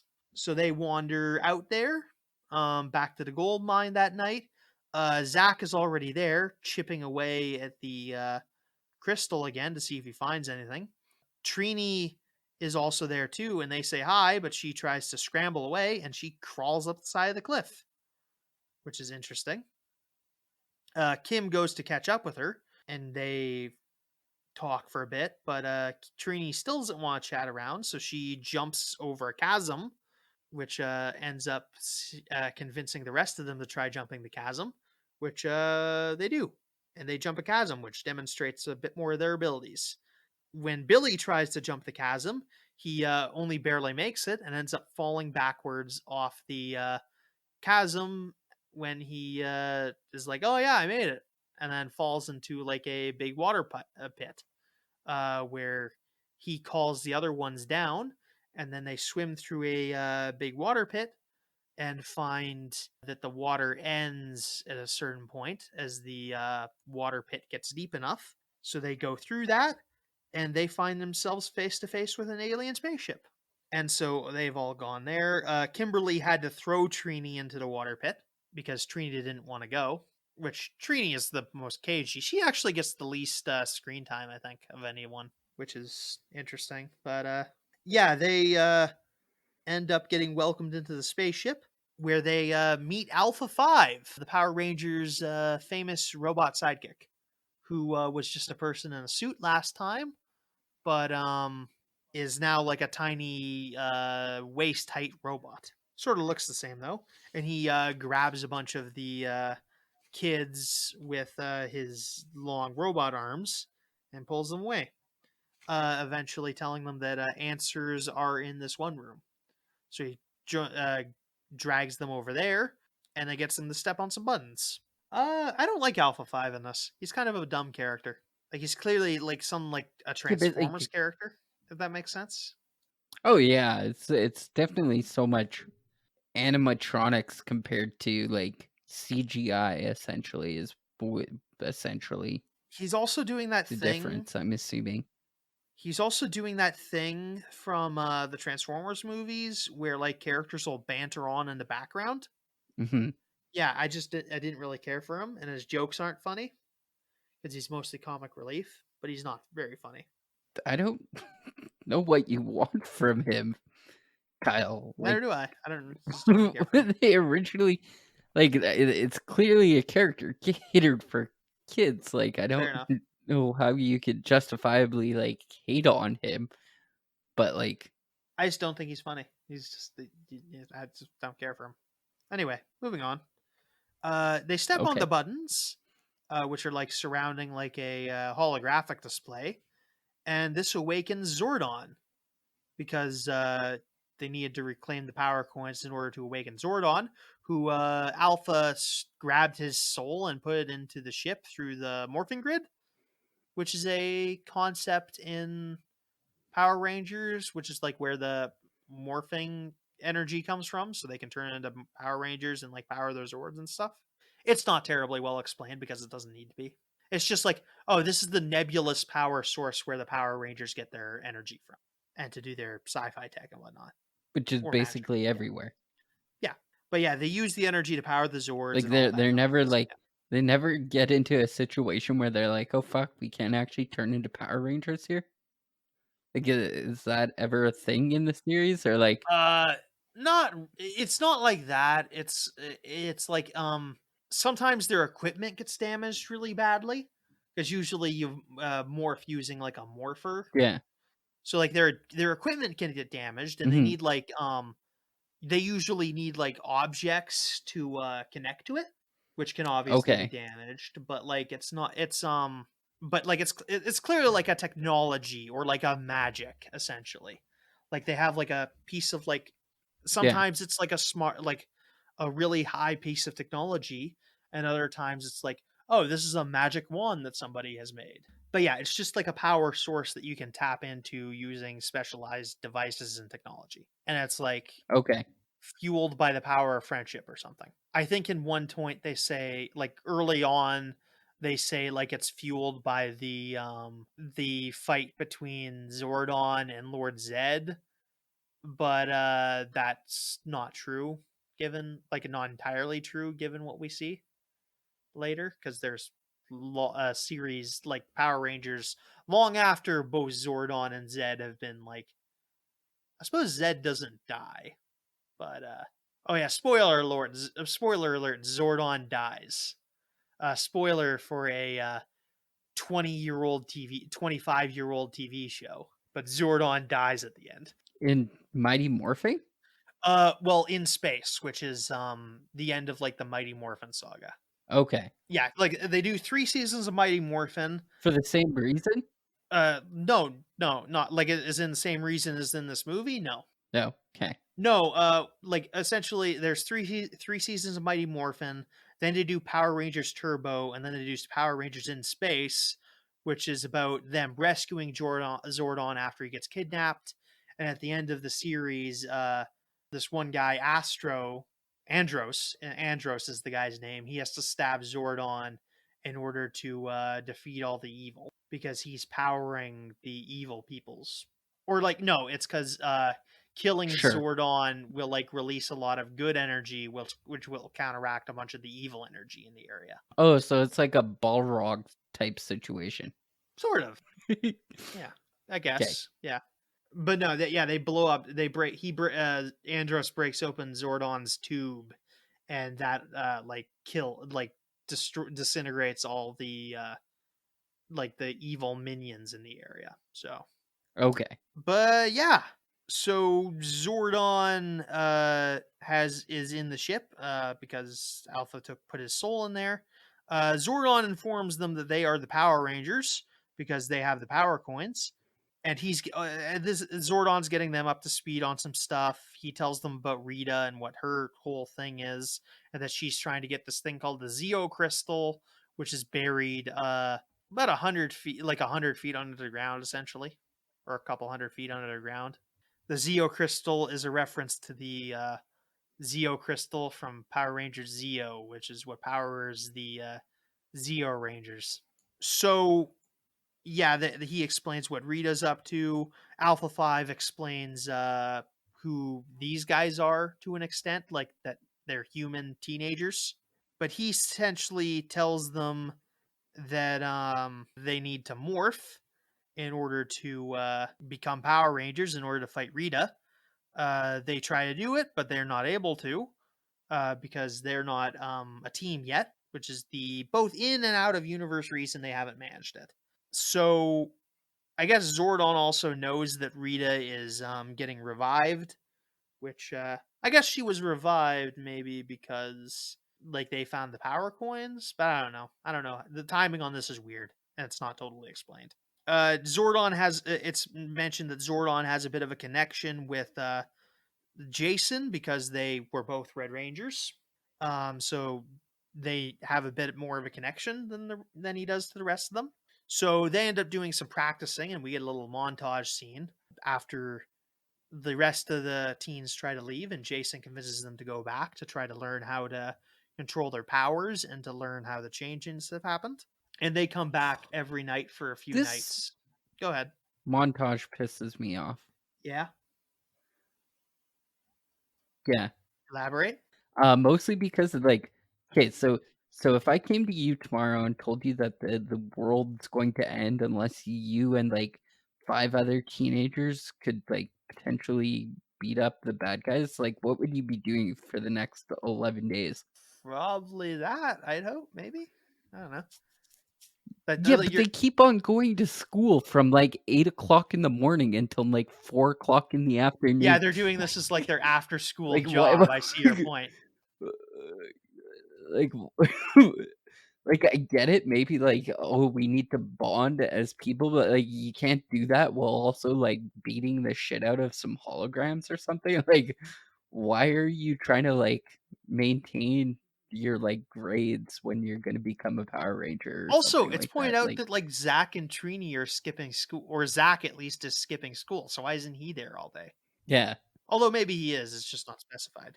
100% convinced on like And they're still going to their Saturday detentions Yeah. I mean, okay, Jason might get in legal because they're trouble for that.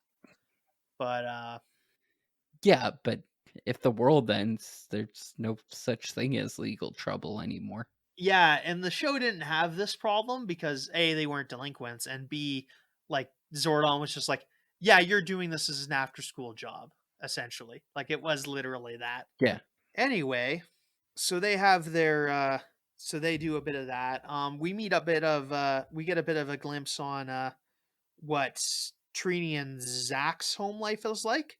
Zach is living in a trailer park with his bedridden sick mother who he has to take care of. And this is clearly meant to say why he's skipping school to take care of her. But she's kind of like picking up that he's not going to school, but she can't really do anything about it.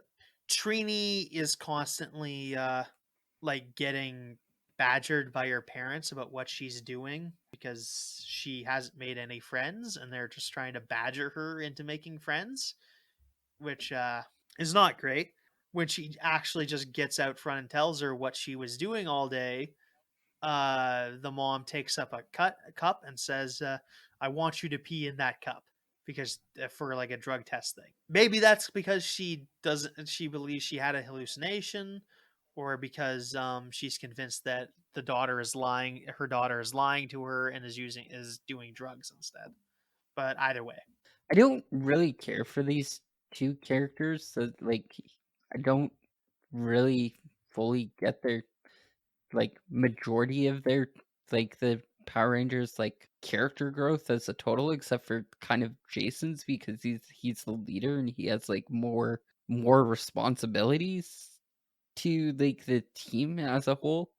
The other ones just seems like generic, like, teenage problems, like, "Oh, my parents don't relate with me," and, like, I guess, like, Zach has, like, a little bit, like, more pressing concerns because I mean, his mother's dying, but, like, she's seen, like, maybe, like, 2 times during the film, and, two like three times, yeah.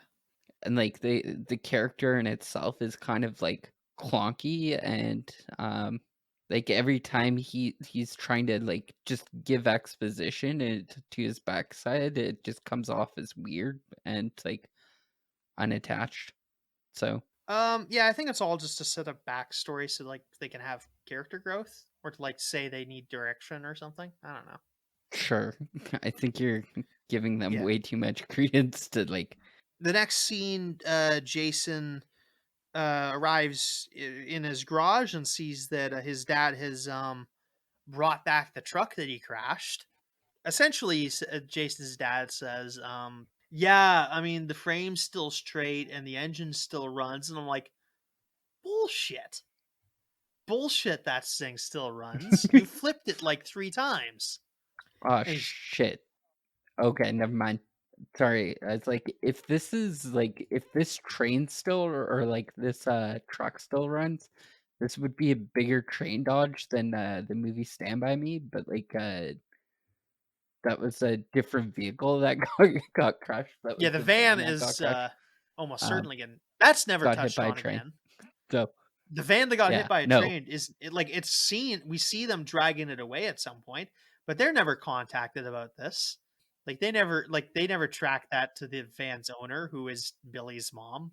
And, once again, it's such a weird, clunky thing where they're like, "Well, we woke up in our own beds, and now we have superpowers." Mhm. Like, that's so stupid of, like, I don't know, like, an origin story, like, I don't know what their original origin story was, so, like, I I mean, you saw don't it. know. Like, you saw the whole thing. Like, you got halfway through the original episode, that was the whole thing. Like, they just found 5 teenagers, Yeah, no, Zordon just found 5 and teenagers that and was called it? them yeah. Yeah, that was the entire thing. It's not it's super complicated in the first place. But, like, you've got the chance to, like, reinvent the wheel here, and you went with, like, train crash into mysteriously waking up with superpowers as, like, an origin story. Like, you got a free license to be able to, like, recreate, like, some of the dumb, stupid campiness of the original, like, Mighty Morphin Power Rangers, and you just were like, Okay, let's just phone it in, essentially." And then, like, maybe there's, like, a director cut out there with, like, some more insight into what happened, but, like, I don't care enough to actually try and, I like, don't think figure it there out. is. Thought that I'd be interested. I think the movies. I think any adding more to this like I think the thing to do would obviously to be take out that train crash. I think that causes more problems for the plot than it solves. Like, there's no, like, hero transformation scene where they're they kind of do, like, the Spider-Man reveal where, like, they're walking around and causing random destruction because of their new superpowers, but, like, that's kind of, like, it. Like, we don't get, like, a fever nightmare dream after being bitten by the spider or something. But no, I don't. Yeah, they don't have a lot of a transition. It's more than what we get in the show, but a lot of the time. But yeah, no, there's not really a big transition Yeah, between them. Anyway, Rita Repulsa is killed the cop when she killed the cop that went to check on her when Jason's dad pulled her to shore and just left the cop alone with the dead body. Which, granted, it's not like a obvious thing that the dead body would like jump up and kill him. So that's not really anyone's fault. But we see that was a yeah, little earlier in the movie. We see Rita now like killing homeless people and taking their gold teeth. sure. Yeah, I don't know that homeless people have a lot of gold teeth. I don't think that's a thing anymore. I think they used to No, do that I think that's a bit caps made dated. out of gold. It is a bit. I think it is a bit anachronistic for when this movie was made. But Mhm. anyway, like this, they easily could have just done her robbing people for their gold watches. I don't know why they didn't do that. Oh, yeah. They wanted to be really creepy with her. Rita is played by Elizabeth Banks. She does an okay job, but it's not like it's a weird job. Like she did okay at a weird job, but it is I a weird job. Yeah, I don't think, like, there's exactly a decent selling point for, like No. it's like one of those Marvel superheroes, like, who really cares about the first baddie in a Marvel film? Because, like, there's just gonna be another one, and then, like, the first couple of, villains in these are normally throwaways. She's very much just like the plot threat. She doesn't have like her own motivations really. She's just like Mhm. Rita is evil and she betrayed the Power Rangers, so now she's going to destroy everything so she can get the Zeo crystal for reasons.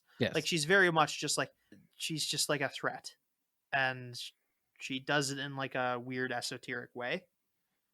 Which granted, the original Rita was also weird as shit. Like I don't think you can look at that And I mean, like squealy voiced character and be like, "Oh yeah, this is a character you should play with like restraint." And, like, that character's, like, motivation within the television series was like, "Oh, I just woke up from a 65 million year slumber. Let's destroy the first planet we come across. That happens to be Earth, and, hopefully nobody stops us." Also, Zordon had locked her in the dumpster. I'm pretty sure. Ah, Yeah, okay. I'm pretty sure that is clarified at some point, or she gets Oh, whatever. maybe. Yeah, yeah, I think so. Anyway, anyway, so yeah, she's also vampiring her way to better health.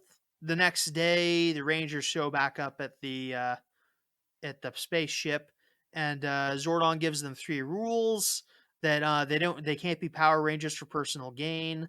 They can use their powers only for defense, which was part of the theme song, and they must maintain a secret identity. I don't know. These are sort of the rules for the original Mighty Morphin too. I think so. So they try to connect to the Morphin grid, doesn't work. So they have to train to do Power Ranger stuff without their armor or the Ranger suits. It's referred to as armor in some of the shows. Weird looking armor, but armor.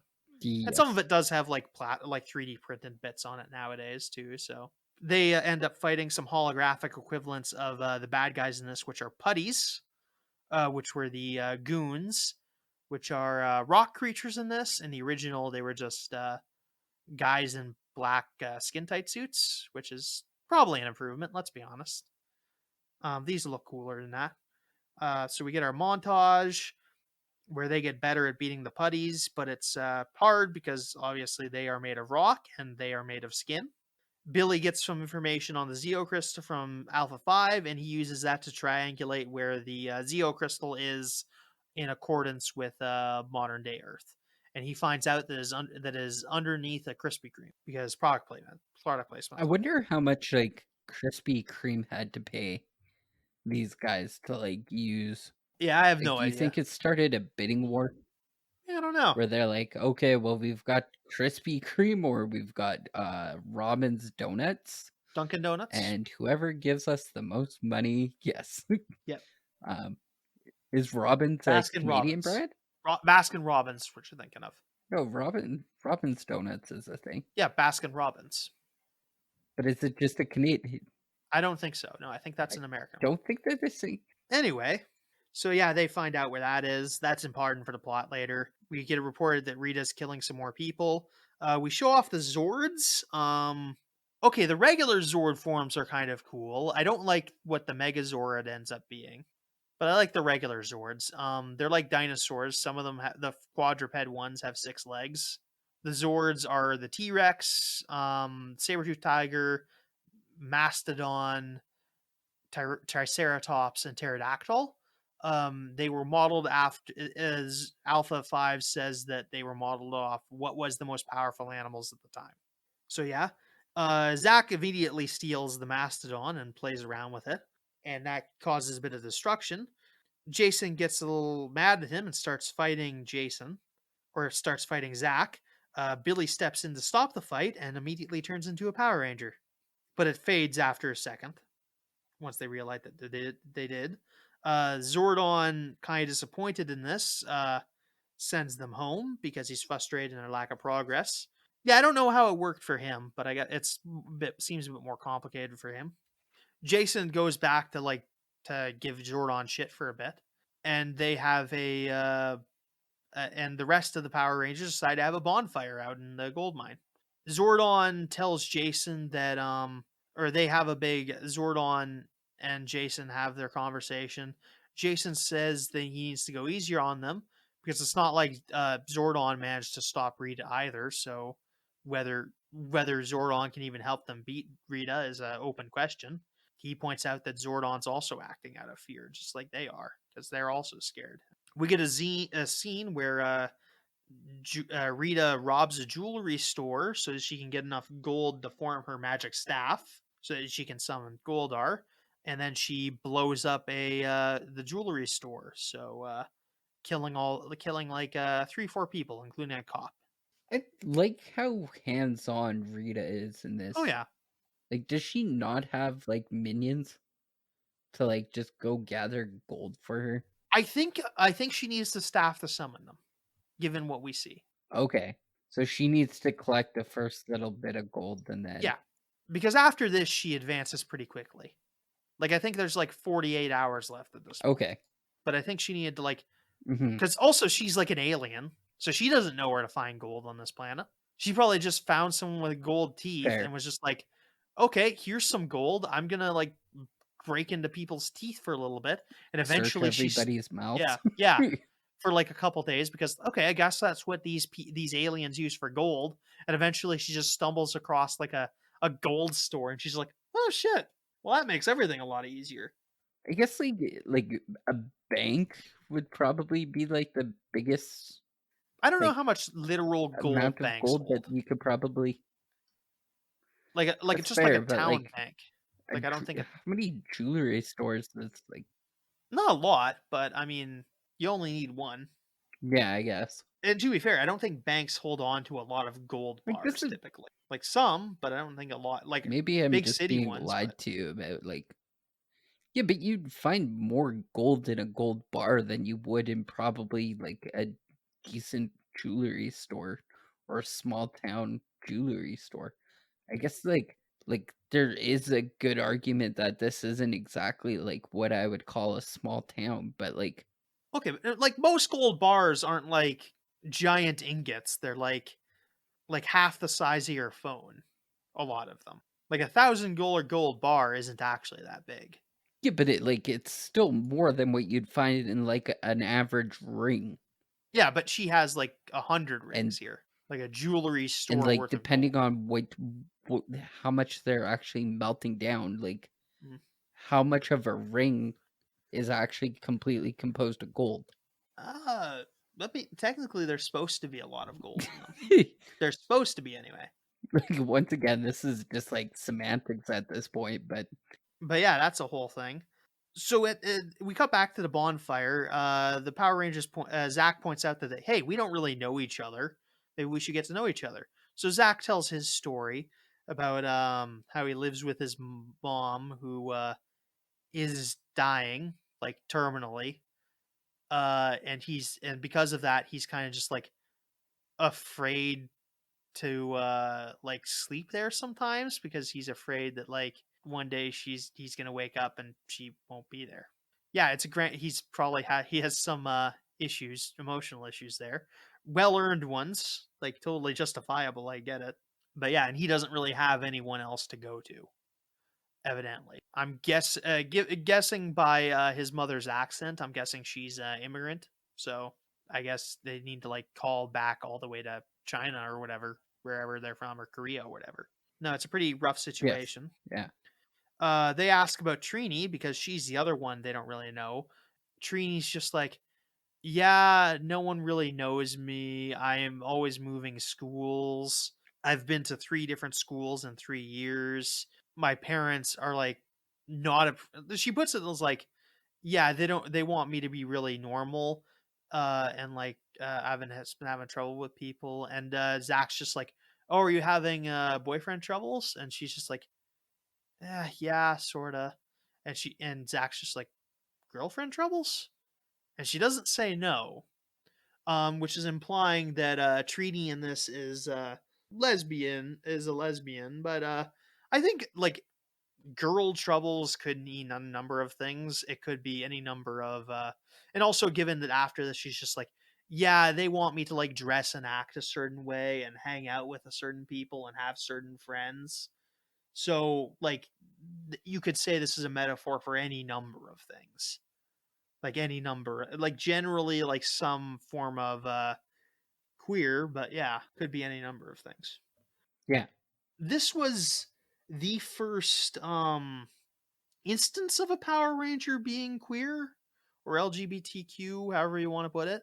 Although this is sort of vague, they do since have a. I think in Dino Fury, the most recent one, there is a lesbian Power Ranger that is canon. But I don't know that whole deal. okay. Yeah, the current Green Ranger. Yeah, I don't know how much about like before this. Maybe there's something in the Sentai. I can't say.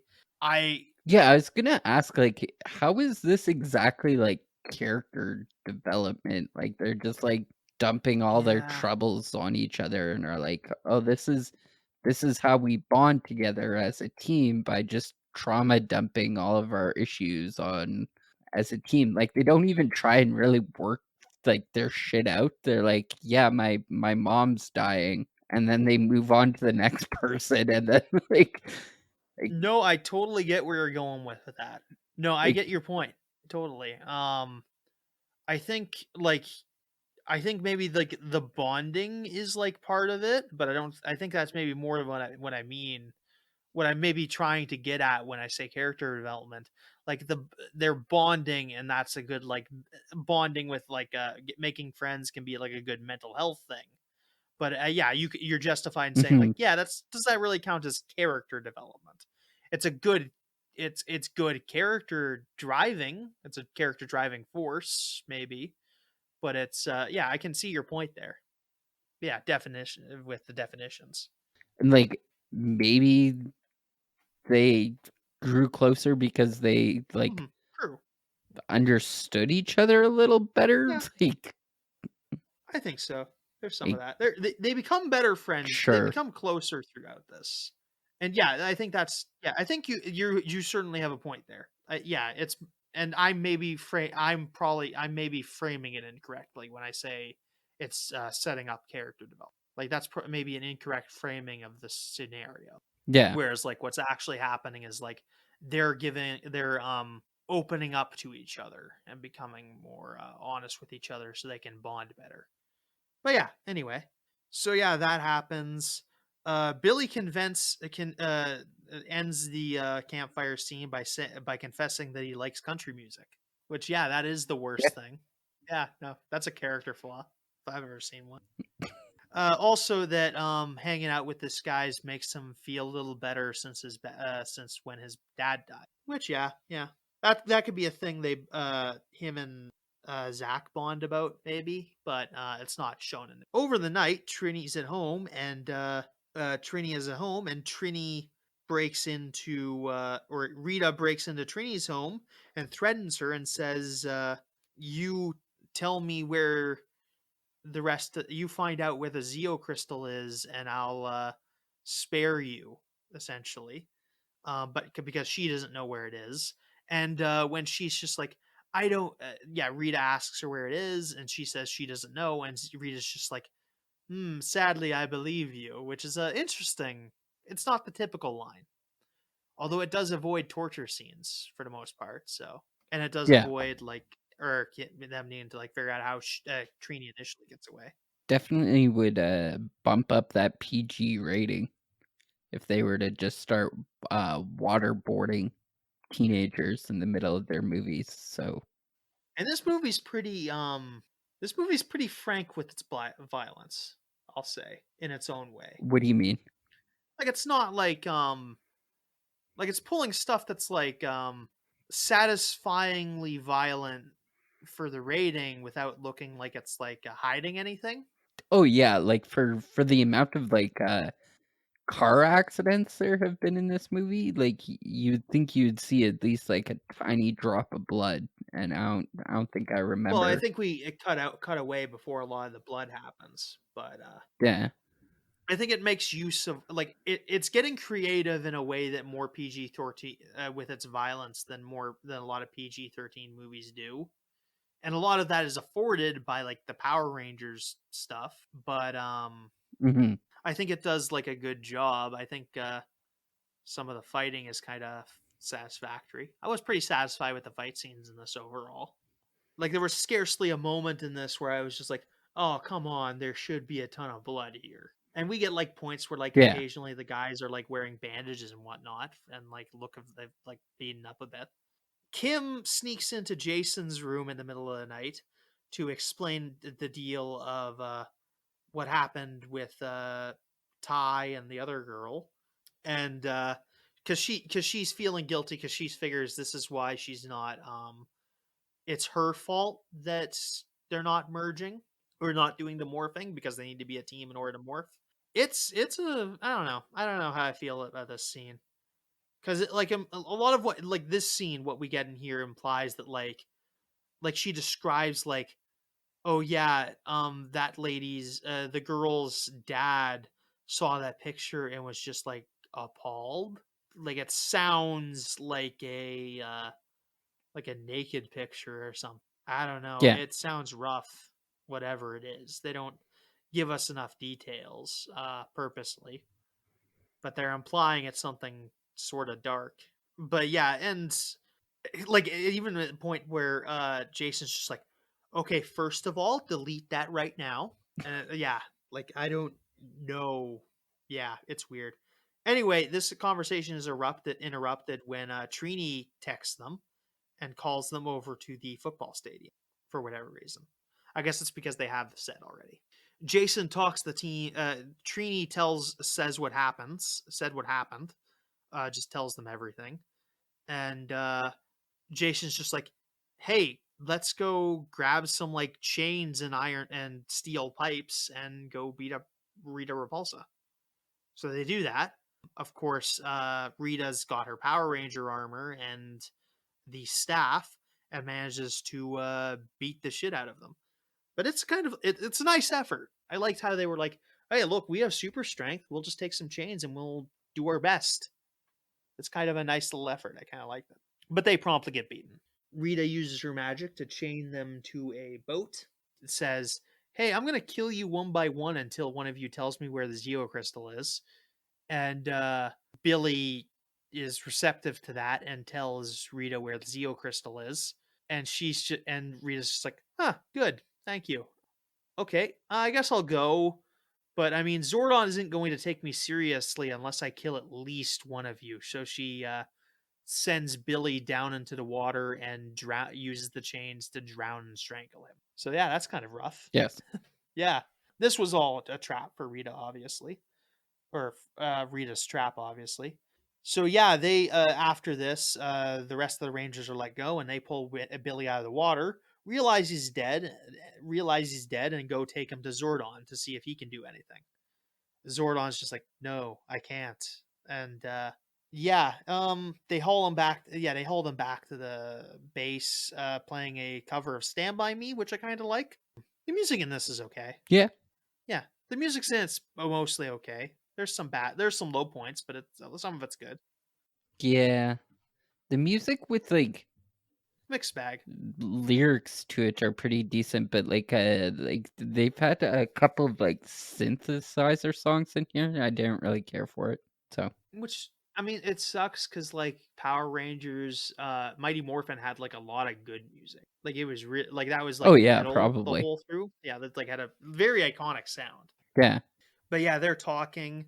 Billy's just like, they're talking. Zordon says he can't really do anything, and Jason's just like, "Damn it, this sucks." Billy sacrificed his life for us because he loved us and loved doing this, and he's just like, "Yeah, I trade my life for his because he was a good kid." And they're just like, "Yeah, me too, me too, me too." And this causes their morphing abilities to sort of start working, and the morphing grid becomes active. They had pointed out earlier that when they achieved when they became a proper team, this would heighten their ability to access the morphing grid, and that would allow Zordon to go into the morphing grid and bring himself back to life. So Alpha 5 is just like, "Oh, cool, you can do this. So go do that. Go come back to life." So he goes into the morphing grid, but instead uses that to gather Billy's soul and use that to bring Billy back to life, and manages to stay dead I because they can guess. only send him a person through. I mean, they've done this before in the show 2 or 3 Yeah, times, I but think. like as you said earlier that they never really explained the morphing grid, so like I'm not fully like aware of how like Billy's soul gets put into the morphing grid on top of that. Like how does There is an aspect of it where like your soul goes into it when you die to an extent. They've used it to bring back people from the dead 2 or 3 times. okay. I think in Lost Galaxy the Pink Ranger, like this is actually the Pink Ranger like actually dies halfway through the season because the Pink Ranger, the lady playing the Pink Ranger had to go get like cancer treatment, so she had to like take a time off. So they just killed her character off. They managed to bring her back by the end, which was a fun thing. They had a couple, 1 or 2 Rangers get erased from existence once and got brought back through that. But yeah, anyway, so yeah, they do that, and since they're a team now, they can actually morph. So they morph. It's kind of a boring scene in comparison for like a morphing sequence, which are always kind of fun in the show, which they don't really do anything like that in this. I wish they kind of. Yeah. I mean, it would be super cheesy in this setting, but I kind of did want them to just do like a hold on. It's morphing. I mean, the guy says it's morphing time, but it's not like enthusiastic like it is in the show, which it would have been fun, Yeah. kind of. But it might also not worked. It could have easily not worked. But I mean, this is just kind of meh. So yeah, they managed to do that. In the meantime, Rita has hit the gold mine in order to gather a bunch of more gold in order to create Goldar. This movie's equivalent of Goldar, who is just a gold monster in this. In the show, he was gold, but like he was just a guy in a gold suit of armor, or like a wolf guy in a gold suit of armor. I like But yeah, how like anybody who's like being killed and tortured by Rita at this point in time fails to mention to her that there's a giant gold mine in this town. I don't know if I Like, mean, it's why? underground. She might need more power to access it. But yeah, no, also, yeah. Yeah, but like they showed her like mining the staff at that point in time. Like, why did she have to go into a jewelry store to be like, "Hey, I need to." Actually, I kind of like this scene because like she's just sitting there talking to this lady, and this lady like brings her out like golden jewelry and stuff, and she just starts eating it in front of her. So, I mean, Yeah, it's super silly. like for the comedic effect, it's at least somewhat funny, but I'm not gonna give them too much props because that's dumb. Yeah, I think you have a point. She also summons a bunch of putties to distract everyone, but the Rangers, now morphed, jump out of the base and go fight a bunch of putties. They're starting to get overwhelmed, so Zach goes and gets the mastodon and clears off the rest of the putties. We get to expose that the Rangers in this don't take off their helmets; they just pull back the visors and just show their faces while the helmets are still on, which I don't like for an effect. It's probably my least favorite mask effect the Power Rangers ever use. Counting like the original Mighty Morphin era where they just couldn't take off their helmets because they didn't have any, they didn't, the American actors didn't actually have access to the suits Hmm. at first. But yeah, no, I vastly prefer when they like take the helmets off or like I think they had a couple helmets that would like slide up like those plate helmets do sometimes with like a lever. Yeah. But I mean they're motorcycle helmets, so yeah. I just didn't like how this one worked. The suits are really good though. I do like the suits quite a bit. I think they're pretty cool. Mm, I mean, like, there's like something kind of iconic about like the original like spandex suits of like Power Rangers. Like, when you think of like Power Rangers, that's kind of like the first thing that comes to mind, and the fact that they went like super CGI with them and They not are at least physical somewhat. suits. It's just like they use like the CGI to make like the lights go, I think. You might be right, but I still Yeah. dislike the amount of plastic on it. Hmm. Like it feels too much plastic. But I Yeah. mean, it has to look modern, I guess. I did also like when I played like a Power Rangers phone game. I did main the Red Ranger suit. So That's like a weird level of commitment to the franchise that I will okay, never fully okay. To also be fair, it was like the Ryu of this fighting game. It was like the thing you got for free with like no effort. yeah. Like it was literally the tutorial suit. Okay, but like you're missing the point. Like Yeah, what I'm saying is that you still went out of your way to download a mobile phone game of like Power Rangers it and was a fighting game. It was like pretty fun. okay. It was a good game, but the microtransactions were bad. It was a free phone game, so there's that. So Yeah. I did end up quitting, like just because I was like, the microtransactions are bullshit in this. Like hardcore play to win or pay to win? Um, no, less that. I mean, to an extent, but like not really. I would say it was just like okay, so like the legendary they didn't release any like rare like level like they had their like 4 tier of like common, rare, legendary, and epic suits, or epic and legendary. Legendary was the higher one. Like characters that you Yeah. got. They would basically never release another rare or common fighter, and you'd get like a legendary. It'd like be impossible to unlock a legendary, or you could like spend a lot of money to unlock them like on like the right phase of the moon when they'd like send the one you want to like a sale. Then you could buy it, but then you need to like upgrade it to level 2, or like I would need to upgrade to level 2 in order to like compete with the level of play I was in, because the you need to level them up. But that would cost like more than 3 times the shards I needed to unlock the character in the first place. So it was like, okay, I can unlock the character, but I need to spend like 50 bucks to like make them usable. Fair. Yeah, which was the problem in the end, and I just quit after a while. Just cold turkey. So yeah, they fight. They go get in the Zords and go to fight Goldar and a bunch of the putties. Jason gets out of the T-Rex Zord to go save his dad from a car crash.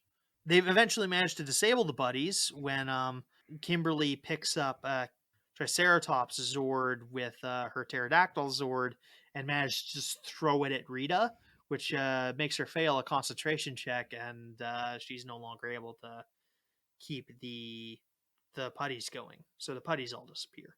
But Goldar's still here. Goldar manages to expose the Zeo crystal, but the Power Rangers move their Zords in front of it and try holding the line, but they're not able to kill Goldar, which eventually results in the Zords getting pushed into the pit with the Zeo crystal, which presumably is like super hot or something. I don't know. It doesn't make much sense. It's probably a bad plot device.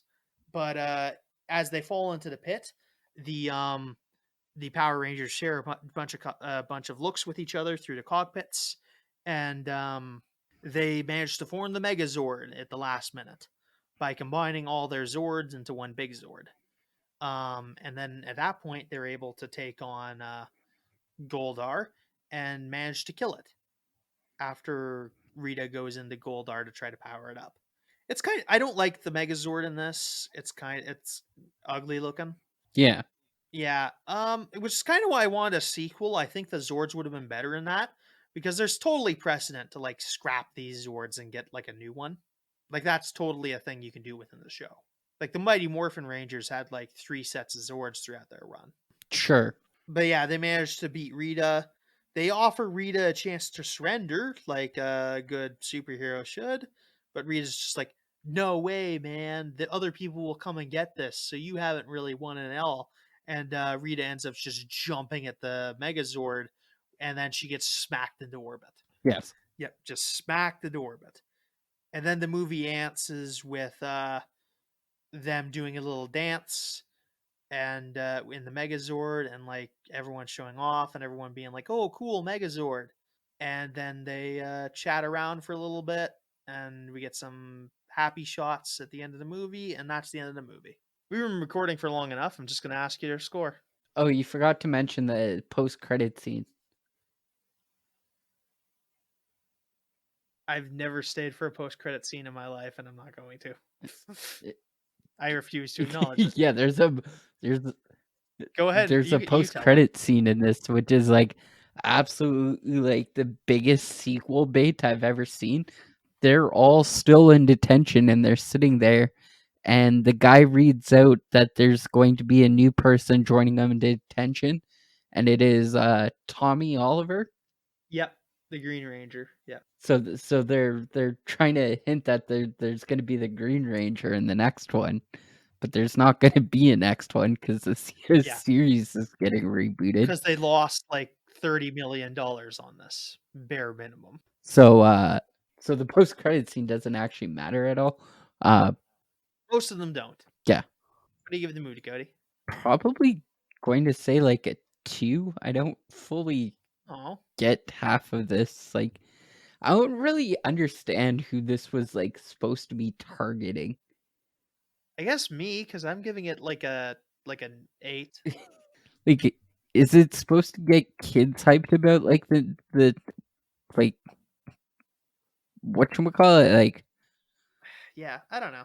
Kids don't care about like teenager drama problems, but like adults also really don't care about these teenage problems because they're super artificial and like are only there for like not even like super good reasons. I feel like there's not enough callbacks for it to be like super for people who are into like Power Rangers, but also like some of the the more advanced things like the morphing grid are so, like, underexplained that, like, you expect people to know or have at least some, like, I feel like they scratched kind of the surface of what, like, the lore is within the Power Ranger universe that, they're trying to give exposition, but also, like, the most, like, artificial exposition within, like, the Mighty Morphin Power Rangers or at least the extended Power Rangers universe that, like, if you're an adult watching this, maybe you understand a whole lot more about it, but, like No, I mean, this movie's exclusively for me, which is why it didn't make any money. Like, I'm the one guy that really likes it, and that's, yeah. I mean, they can't just make stuff for me, as much as that is to my chagrin. They can't just, Yeah. make things that apply that are, like, impressive exclusive to me. Like, this is just one of those things where, like, I really liked it, but no one else did, so it's the same as, like, Bloodshot. Like, I like Bloodshot, but, like, no one else likes that movie. Also, I was gonna ask you, like, if there was going to be, like, a franchise of this movie, like, what is their end game? Like, who is the actual, like, big bad in the Power Rangers Here's universe? what I think they do. Okay, so you know how I was saying there's like 5 seasons of the original Power Rangers? Okay, the 5 seasons are Yeah. like 3 seasons of Mighty Morphin, then Turbo, and then Power Rangers in Space, which that's basically one big thing, and at the end of it Zordon dies and they fight like a bunch of aliens at the end of it, and it's one big fight. The plan would be okay, so the problem with in the end of In Space is that the characters at the end of the Power Rangers series are not the guys from Mighty Morphin. Like they have totally changed up the cast from the Mighty Morphin days. So this guy that's having this big dramatic moment Mhm. with Zordon is a guy who's been in the show for one season, like the literal newest character in the series. That's like a main cast member. So it's like like you're and a guy you've never actually seen Zordon on screen with at the same time. Yeah. The emotional impact of it is kind of finite. So like Okay. the obvious thing you do is you like build up toward the same thing, but have like Jason kill like be the guy with Zordon at the end of In Space. And that way you had like Jason and Okay. Zordon bond for like 5 movies or 4 movies, I think it would actually be. And then like that would be the whole thing. And it's where that way it's like you're following these 7, 8 characters through like 4 movies, I think would be the end game. Because Okay. that's the big because that was the big weakness. Like In Space is really good, but it's with a bunch of really new characters that basically we've only seen known for like 2 seasons. Whereas like it could easily be people we've known for 5 seasons. Which brings me to my next point. Fuck union busting. Oh, is this Isn't just that the because? whole reason why half the original cast left was because they weren't unionized and they're only making Yeah, a finite amount of money per season because like the company didn't want to pay him anymore. I think in see like I think yeah that So you are a fair point. In the first season of Mighty Morphin, I think what's the guy's name? Sean Austin or St. John. I forget the guy's name. Whoever the guy who plays the original Red Ranger is like on record as saying, like, yeah, I was sleeping. I could have made more making working at McDonald's. Like in that first season, it got a little bit better. Let me just get actor. Yeah, Austin St. John, who apparently got arrested for COVID wire fraud. wait for what? Wire fraud? Something about COVID. I don't really want to look all into it. Okay, Yeah. Um, that's gonna give me something to do tonight. No, yeah. I mean, yeah, this is really recent actually because he was in Beast Morphers for like a cameo, which was the second to last show. Yeah. But yeah, no, that's weird. Yeah, I guess that was the thing. There was actually a Red Ranger who murdered a guy like long after he was Red Ranger, but Actually, the one from one of the shows I watched, Wild Force, which was one of the shows I was really the last one I really remember. That guy, years and years later, ended up killing a guy or a lady. I don't know. I don't remember. Mhm. I didn't hear the story until years later. And this was sort of recent too. I think last 5 years or something. Sometime between like 2015 and 2020, I think. Yeah, so that's yeah, that's that movie. We've been recording for 3 hours. I don't really like follow the Facebook at Kyle and Cody's called CinemaCast. Check out the YouTube. We have all the episodes there now. Like, comment, subscribe. I'll see you guys next time. Stay tuned for the next episode. And bye.